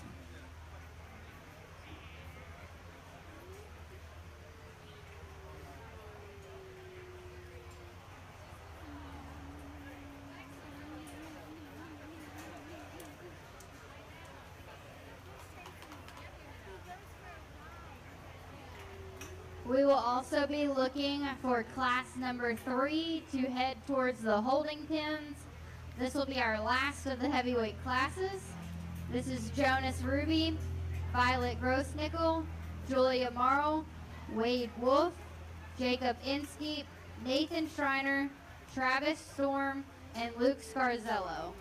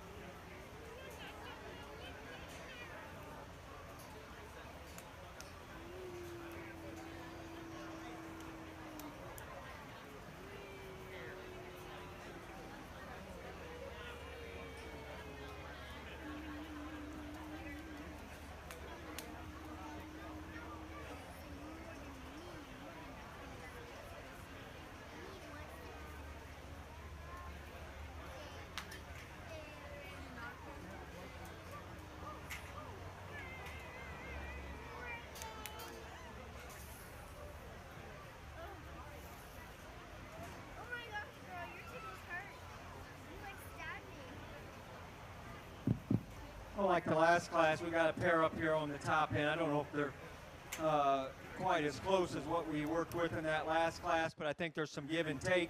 There's some advantages both of these have. The young lady here to my right has got one that's really good looking up front and a little softer pastern, probably not quite as secure and as maybe as confident and the rear step that one takes. The blonde little young lady here has a really stout-featured one, stout-skulled one. I wish that one would just relax in his ankle from hock down. He wants to be a little more rigid. But I like that fact that one's up on its pasterns, and that one's got a great big back and a lot of big meat shape when you get on top of him. I just would like to relax that one in his ankle and not be quite so rigid. So again, you want to add the totals together and subtract what maybe doesn't fit together. You can kind of do it whichever way you want to do it. I'm going to choose to use the gilt on the far side. She'll be your class winner. This young lady here is going to be second. And again, pastern strength to me, that's been a big sword in a lot of hogs today. if you can keep them good up front and keep them sound on their pasterns, and you got a square hip and hind leg, you're going to go a lot farther. That one needs to be better on both ends when you get real critical for me to be a class winner. Young ladies, Calico one or off-marked one here that's coming out of third. Really good hog and a lot of rights, just a little plainer. Maybe doesn't have that extras that our class winner and reserve one had. Just real basic, maybe not quite the extra or the wow factor to move into that top 2 hole, but a very solid kind of market hog. Same thing all the way down through. We got some neat pieces and parts. I didn't think they totaled together as well as our top 3 in this particular class. Give them a nice round of applause as they head back. Placings for class number 2 of the heavyweights. First goes to Allison Roderick. Second, Madison Stolberg. Third goes to Allison's second entry. Fourth goes to Jacob Inskeep. Fifth, Lillian Storm. Sixth, Lillian Storm. 7, Ryan Jordan. And 8, Autumn Sweeney. If you're following the book, the order is 4, 6, 8, 7, 2, 3, 1, 5. We are now heading into our last class of the heavyweight crossbreds. This is class number 3, and we will then move into our overall heavyweight crossbred champion.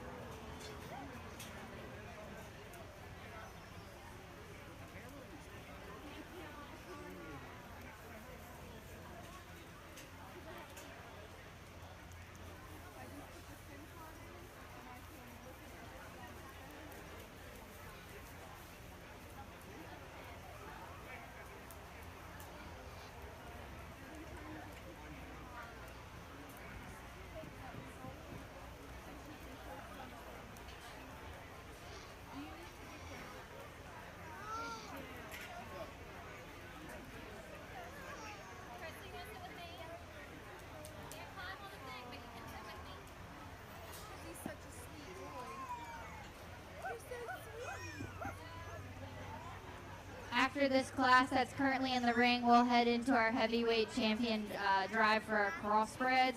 We're going to need our first and second places. So from class 1, we'll need Blake McGee and Mila Polak. From class 2, we will need Allison Roderick and Madison Stolberg.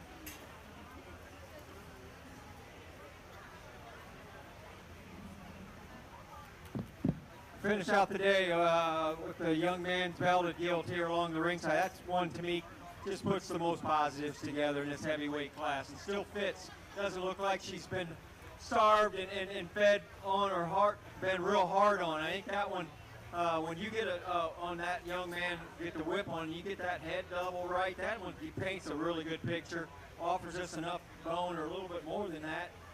Would like to maybe square her up a little bit when she goes away from you, and I thought that was a logical place to start. Young man we put in second here is got one that's just not as stout featured as our class winner. 3 was the young lady's Blue Bear that's just not quite as stout featured. Doesn't balance quite as well, but it's just solid, practical kind of market hog that's done extremely well. The really unique out there one is the 1 in 4th, the real stout, heavy bone. To me, needs to be bigger in its kind, needs to be able to go better for me to move him up any higher in this particular class. Good way to finish out on this heavies. I think it's going to be a good heavy drive. Let's give these kids a nice round of applause as they head back. Placing for class number 3 of the heavyweight crossbred class. First is Wade Wolf. Second, Luke Scarzello. Third, Julia Marl. Fourth, Violet Grossnickel. Fifth, Jacob Inskeep. Sixth, Nathan Schreiner. 7, Travis Storm. If you're following in the program, it reads a scratch, 4, 3, 1, 5, 6, 7, 2. We'll now be heading into our heavyweight crossbred champion drive.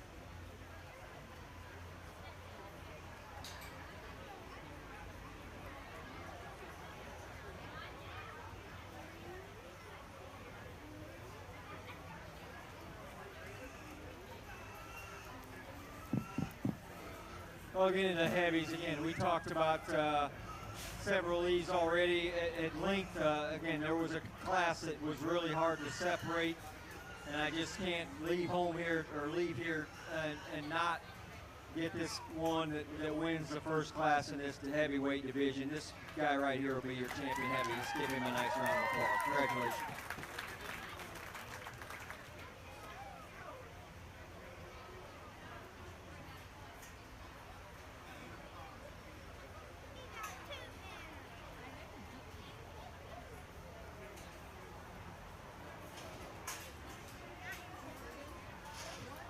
Bring her second place win in that class again.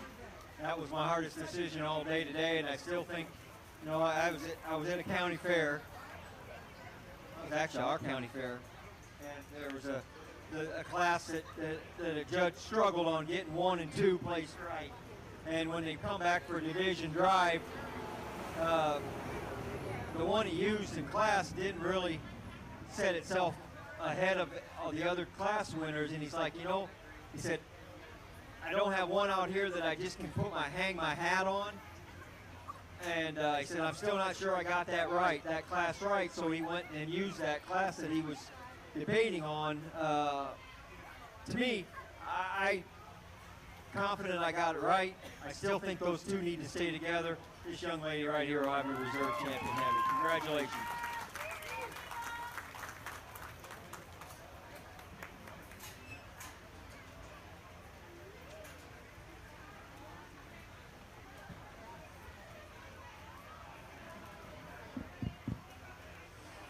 champion heavyweight crossbred goes to Blake McGee from Class 1, and reserve goes to Mila Pollock from Class 1 as well.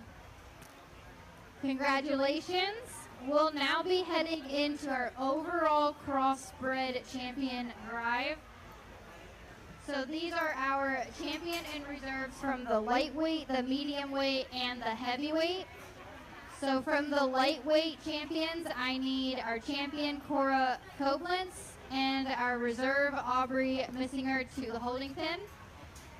For the medium weight, I need champion Ty Stevens and reserve Isabella Thompson to the holding pin.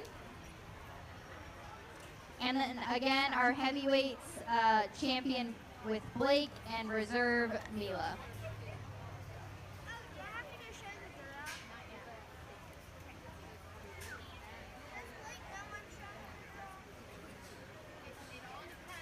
After we select our overall crossbred champion, we will take about 5 minutes to start getting our breed champions up here to the holding pins. So we'll be making that announcement shortly after the selection.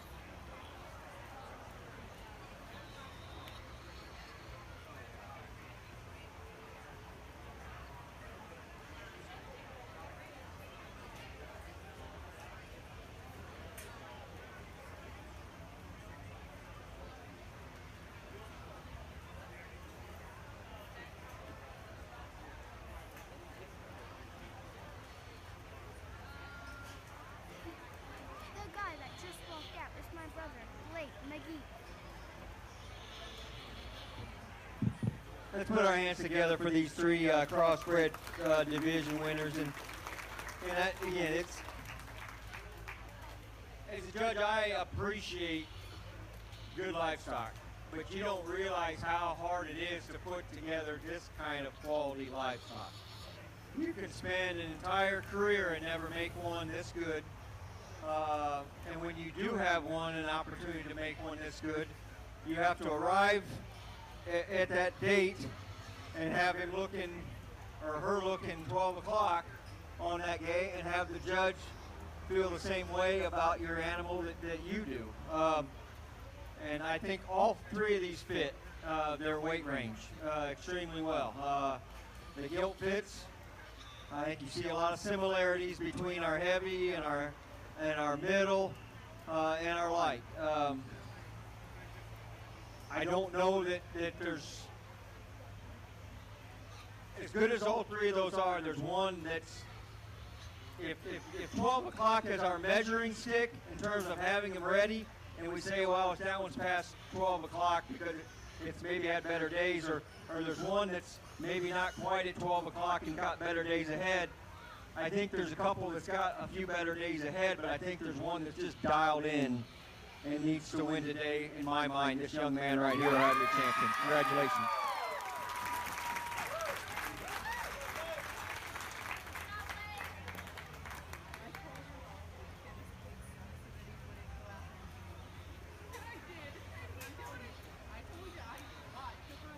Again, we talked about that pair extensively.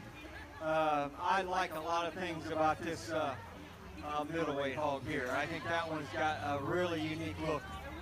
I don't know if that one's quite as busted open and has quite as much true natural inner dimension and is three-dimensional, but there's a lot of neat things about that one. And if you can raise a bunch of them like that and still not get a piece of a county fair, you ran into a couple really, really good ones. And unfortunately, young man, you ran into a couple really, really good ones, because right here's your reserve champion Crossbred. Congratulations.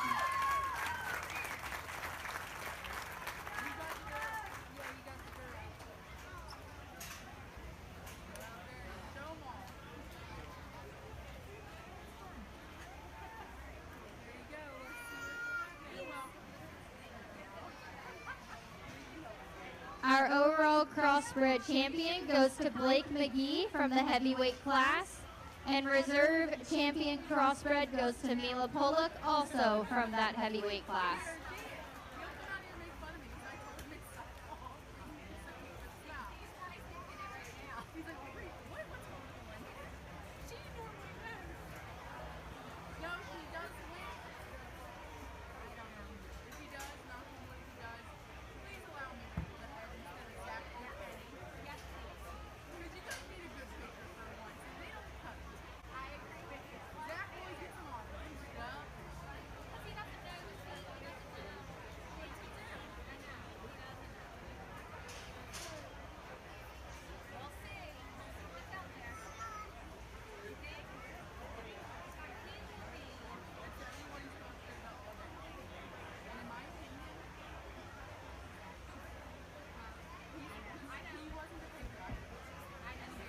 We are going to go ahead and select our champion bred and own in between starting that champion drive.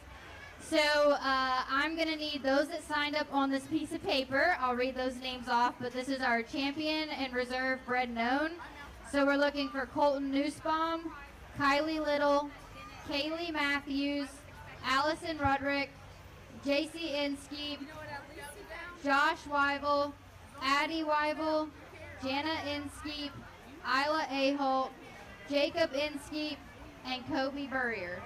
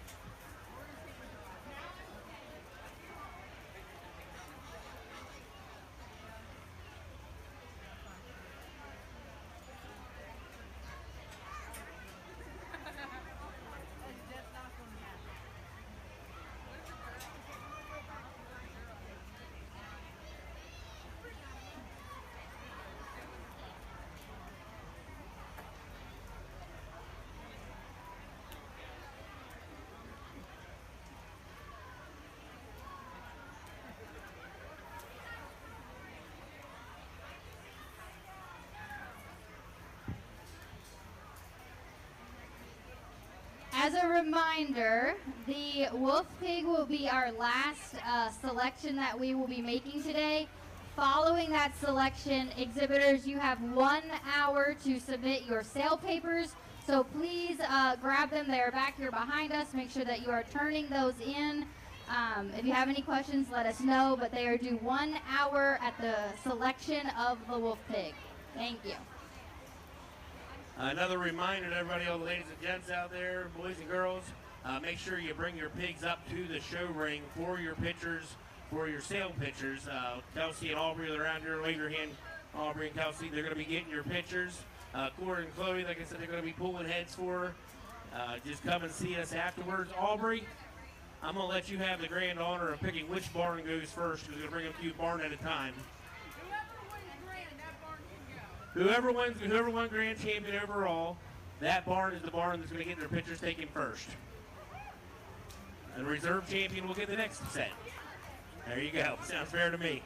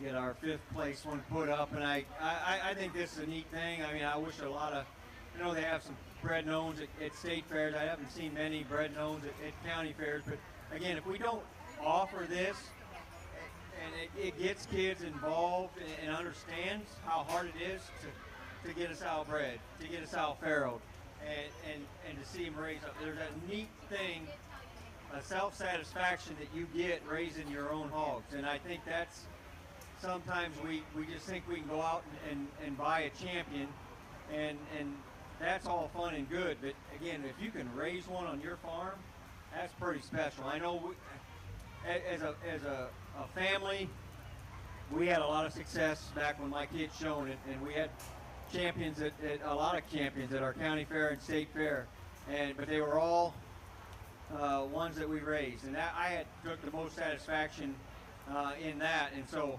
I just wish that these kids, and I hope that these kids will go on and keep trying to and be breeders in the end. If you pay attention to detail and just kind of put your head down and don't chase the fads and keep hogs sound and functional, and then try to add on the extras, that's the best way you're going to be successful in this thing. Trying to use those real extreme breeding pieces and try to make the sows out of them, it's pretty difficult. I think the 4 that we've got left out here are all really good, high-quality animals, and if I remember right, I don't think we've got one of these 4 that placed lower than 2nd in its class. Would that be right? Well, this is Champion Berkshire. Okay, and I think that one got a piece of a division possibly. I think that one was the 1st or 2nd. I think that one maybe won a class. So I mean, we've got kids that are raising hogs that are top of the class here at this county fair, and so I think that's kind of neat. So that being said, again, it comes down to probably a couple of them for me that just kind of put those things that we've talked about all day long. Young lady with the Berkshire will be fourth in this particular class and drive. Young lady with this big top, heavy muscle gilt was going to be third. To me, it sorts down between these two right here. The young man here is going to have your champion. Young lady to my right is going to be reserved. Congratulations.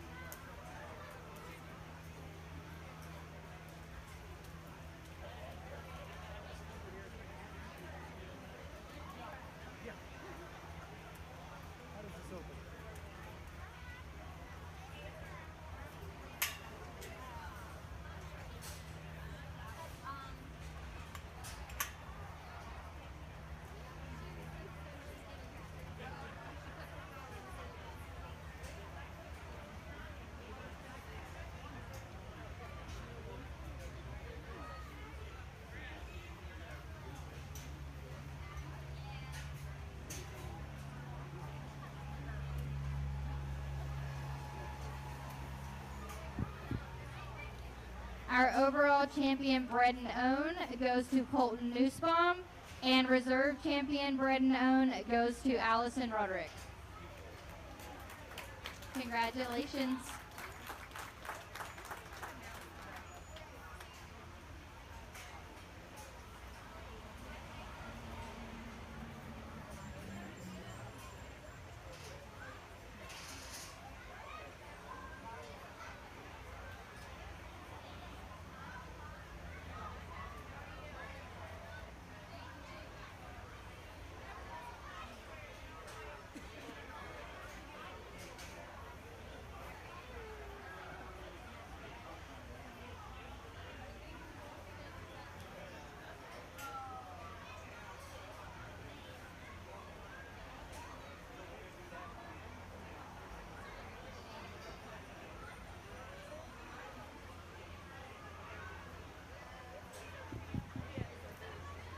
All right, everyone, we are going to get ready for our overall champion drive for today. So I'm going to read down the list of the breed classes as well as the name and the ear tag numbers so we make sure that we have the right ones. From our Berkshires, we need the champion, Isla Aholt, with ear tag 752.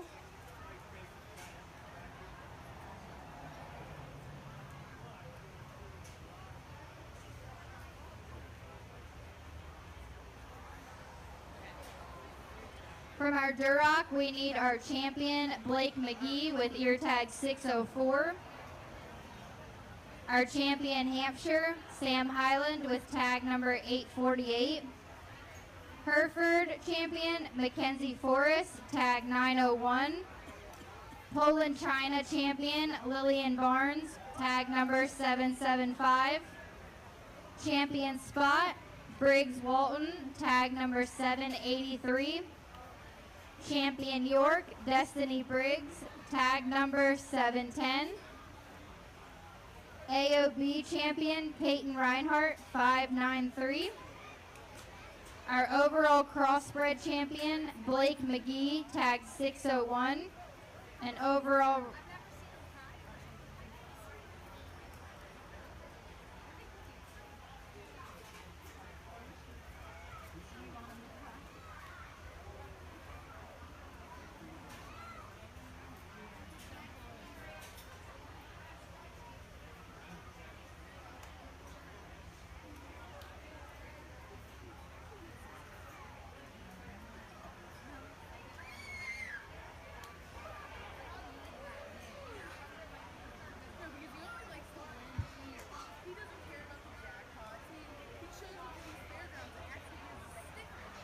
If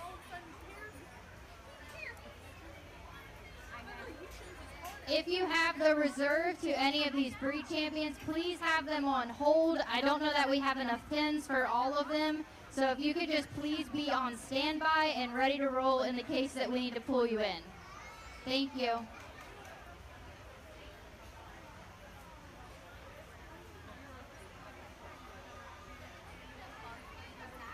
As this is getting quite busy in terms of this champion drive, please keep these aisleways open. We're looking for just one person behind to help, but for the most part, please keep these aisleways clear as we're going to be moving hogs pretty efficiently. Thank you.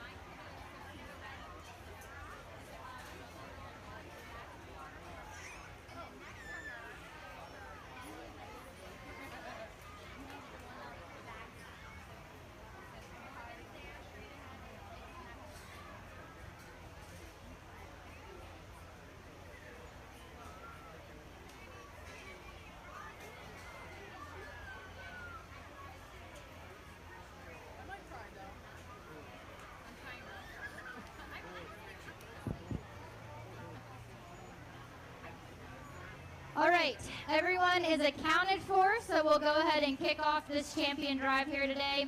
We will start with our Berkshire entering the ring. This is Isla Aholt.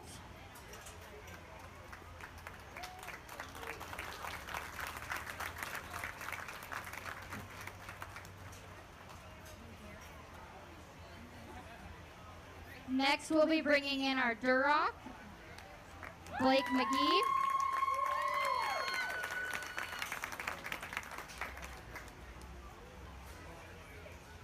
Our Hampshire champion, Sam Highland.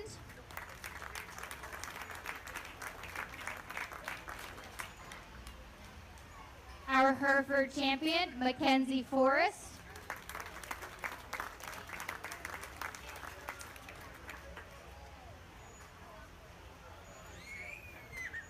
Our Poland China, Lillian Barnes.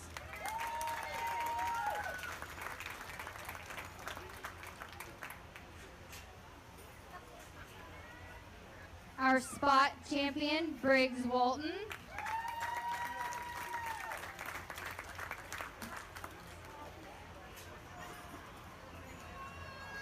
Our York champion, Destiny Briggs.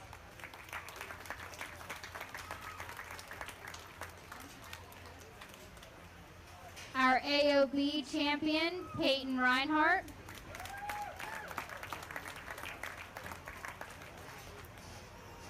And our overall Crossbred champion, Blake McGee.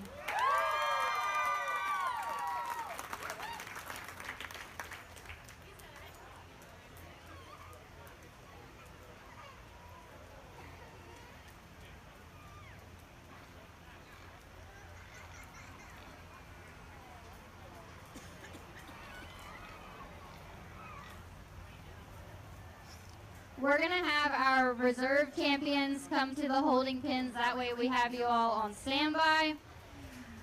I need our reserve Burke, Molly Sill with tag 817. Duroc reserve, Ty Stevens, 734.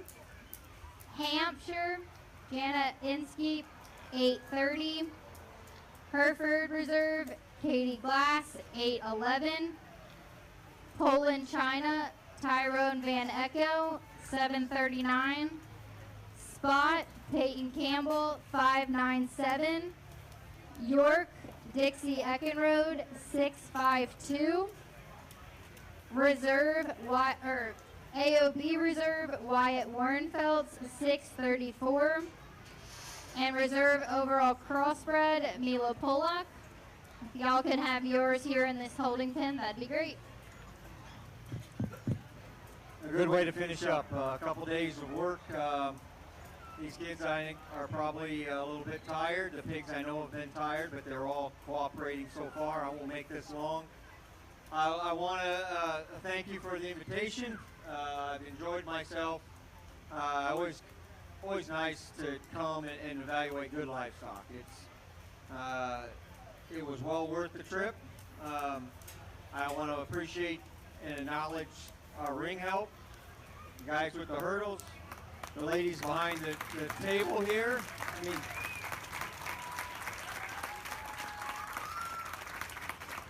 I don't know if everyone realizes how much work and effort it takes to put a show together, whether it's a jackpot show or it's a county fair, especially one of this magnitude.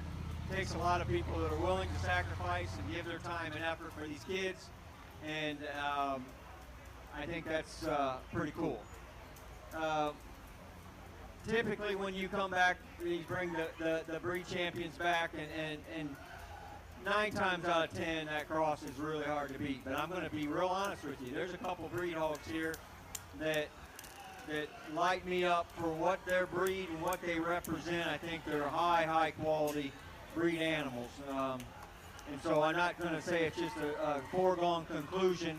I know a lot of times your champion reserve probably here are just crosses.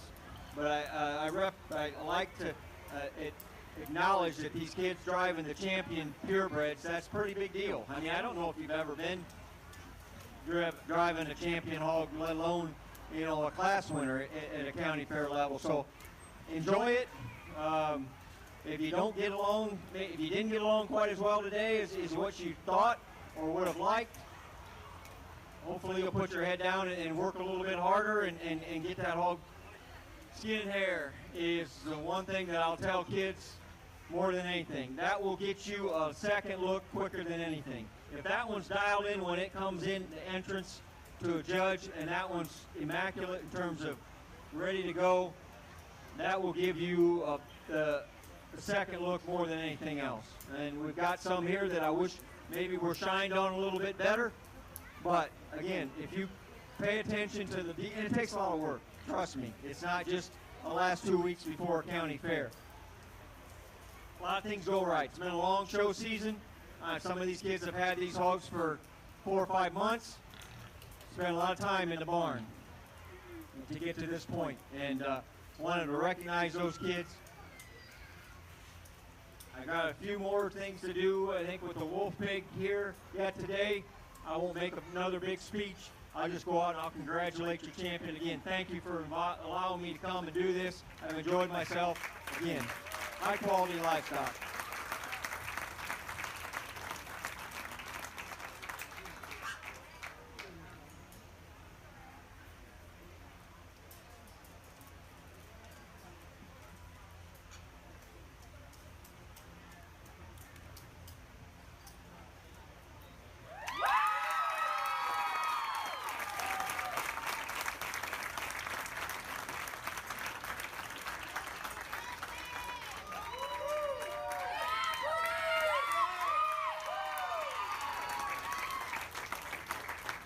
Our overall champion market hog today goes to Blake McGee with the overall crossbred champion. Congratulations.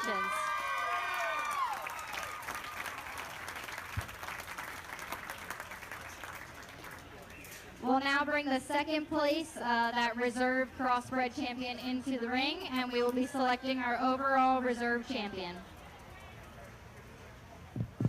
I don't know if it gets any easier, I think, because I thought those two were really tight. And again, we still got the breed hogs that really, when you go to a hog show and judge a hog show, there's some hogs that are just memorable, ones that you remember for years. There's a few hogs out here, breed champion hogs, that I'll remember because I think they're that good. Again, it's been a really good show at the top end of this thing. If we ever did a 1 through 5 in this particular county fair, I think you'd be able to recognize some of them breed champions. I'm not telling you how to run your show, but you've got quality that these kids maybe deserve another banner. We've handed out a lot of banners. And the smile on those kids' faces that left with breed champion, reserve breed champion bears, if we could get somebody to put in a top 5, I think there's a lot of counties that are starting to do that, and you recognize some and you realize how close you actually were to that grand or reserve champion overall. That being said, I can only take one more. One that needs to stay together. They've been together all day long. Your Crossbred will be your reserve champion. Congratulations.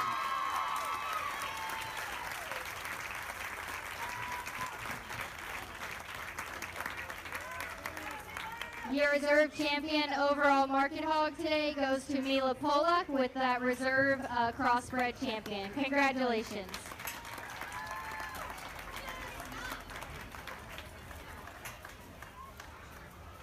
Let me try that way this time. What, you want me to go that way? Oh, okay.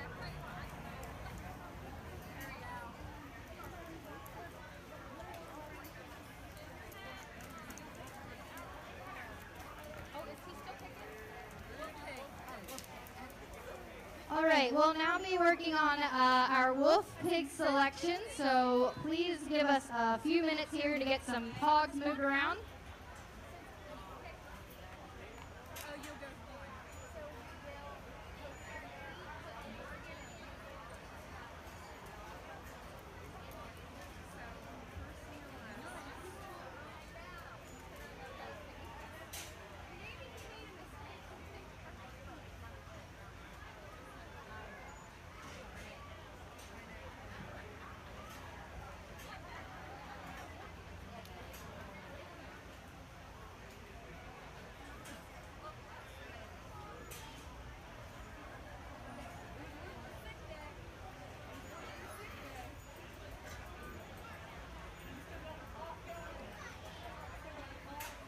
All right, we have 26 entries in the wolf pig for today.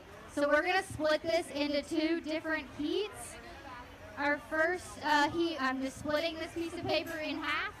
So the first 13 to come in are Aubrey Missinger, Kaylee Matthews, Cheyenne Fitzpatrick, Savannah Fitzpatrick, Lily Barnes, Landon Oler, Kylie Little, Cora Koblenz, Violet Grossnickel, Carlia Grossnickel, Jonah Grossnickel, Travis Storm, and Lillian Storm. These will be the first 13 based off of the first 13 on this paper to go in for the wolf pig.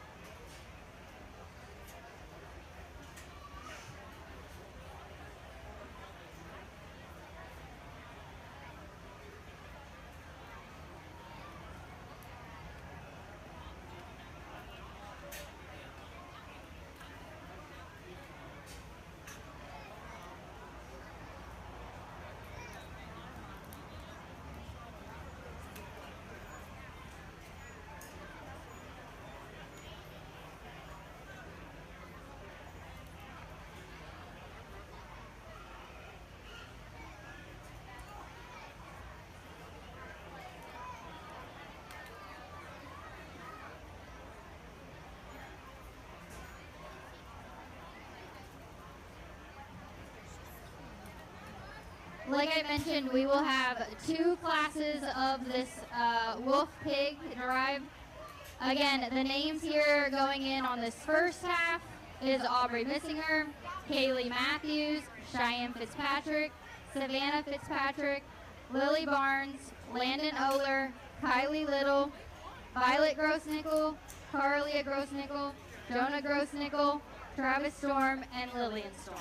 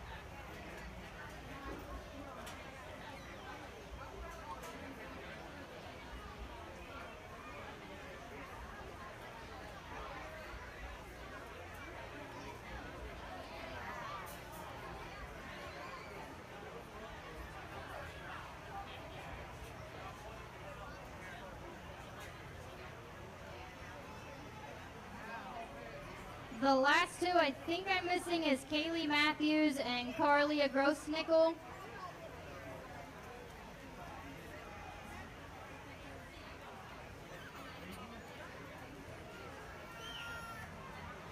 This will be our first heat of the wolf pig. We'll pull 2 out to come back in and do an overall here once we do the second heat.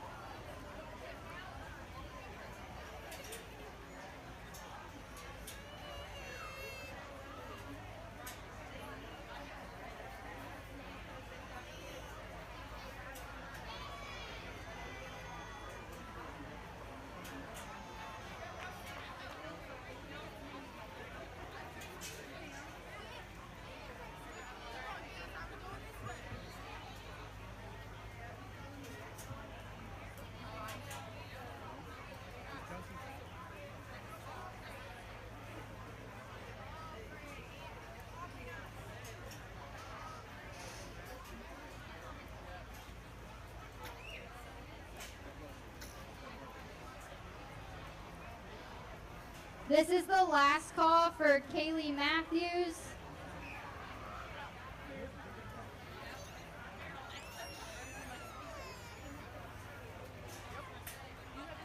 All right.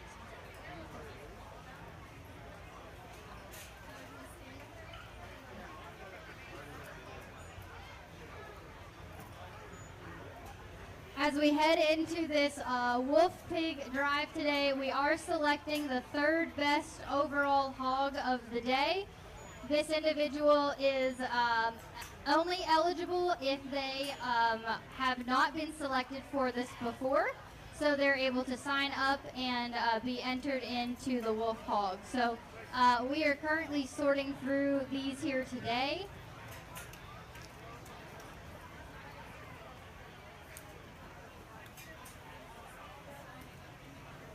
The winner of the wolf pig is guaranteed at least $2,000 for their animal, while it will still be auctioned off here during the sale coming up soon. During that sale, the proceeds from that will be put into an account that will be used for, and as I mentioned before, these are folks that have sustained, or they've been diagnosed with life-threatening illnesses. They're presented with challenges that we can support here in our local community for, things such as medications, wheelchairs, and anything that we can do to support these folks as they go through these challenges that they're faced with. The wolf hog has been started here for quite some time by a gentleman named Randy Ruby, which I was very familiar with throughout my entire show career. And I know that he is looking down on all of these exhibitors today, and he is certainly proud of where this has gone. So very excited to support these groups and support those that need us. So this was a great honor to win, and we are excited to see who is selected.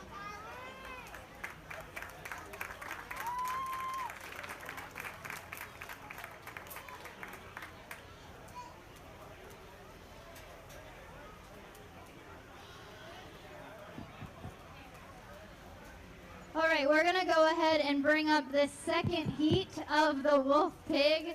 So these are the second half of the sign-up sheet. So we will be looking for Katie Glass, Mackenzie Forrest, Caitlin Bentz, Leon Crum, Waylon Gladhill, Peyton Reinhart, Isla Aholt, Isabella Thompson, Mila Pollock, Avery Pollock, and Briggs Walton.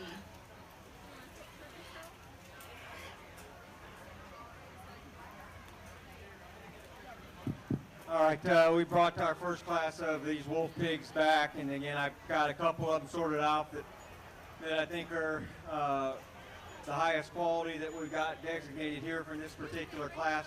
We'll excuse these ones with a nice round of applause, and we'll work our second half of this particular division.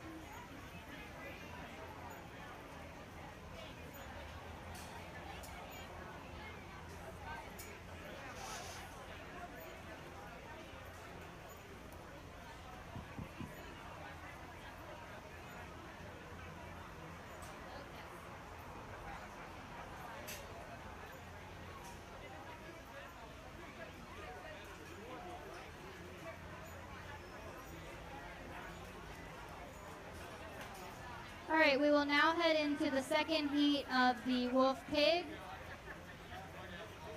We will pull out 2 from this class, and then we'll bring the 4 back in for a final selection.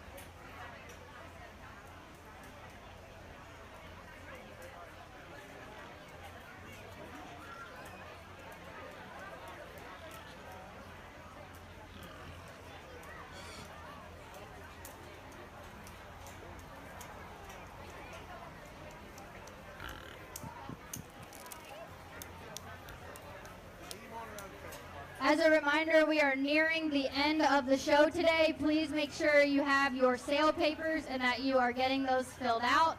I will make an announcement for the time cutoff. It is 1 hour after the selection of the Wolf Pig.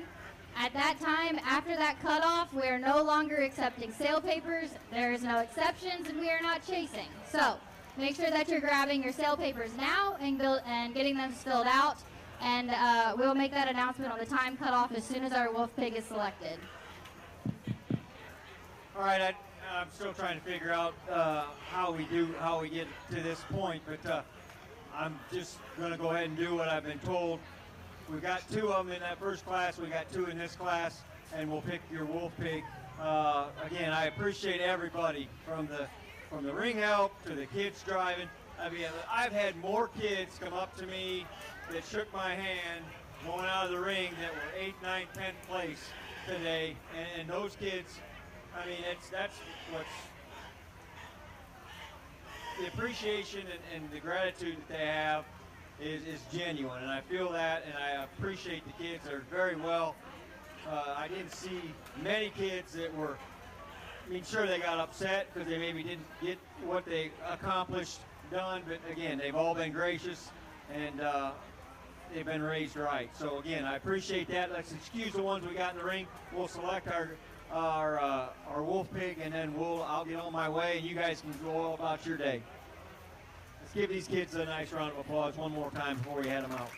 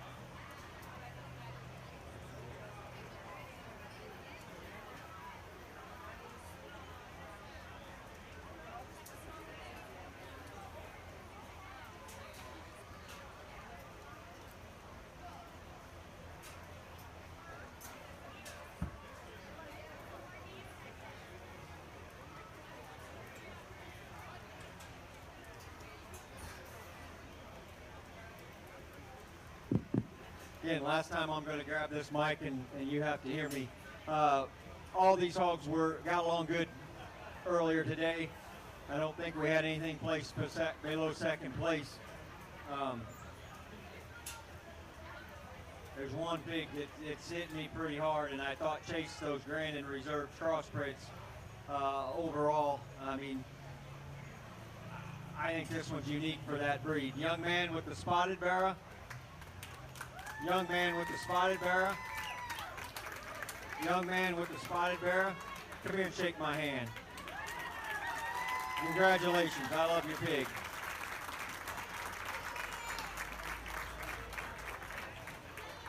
Congratulations to the Wolf Pig recipient. That is the Spotted Hog champion, Briggs Walton. Congratulations.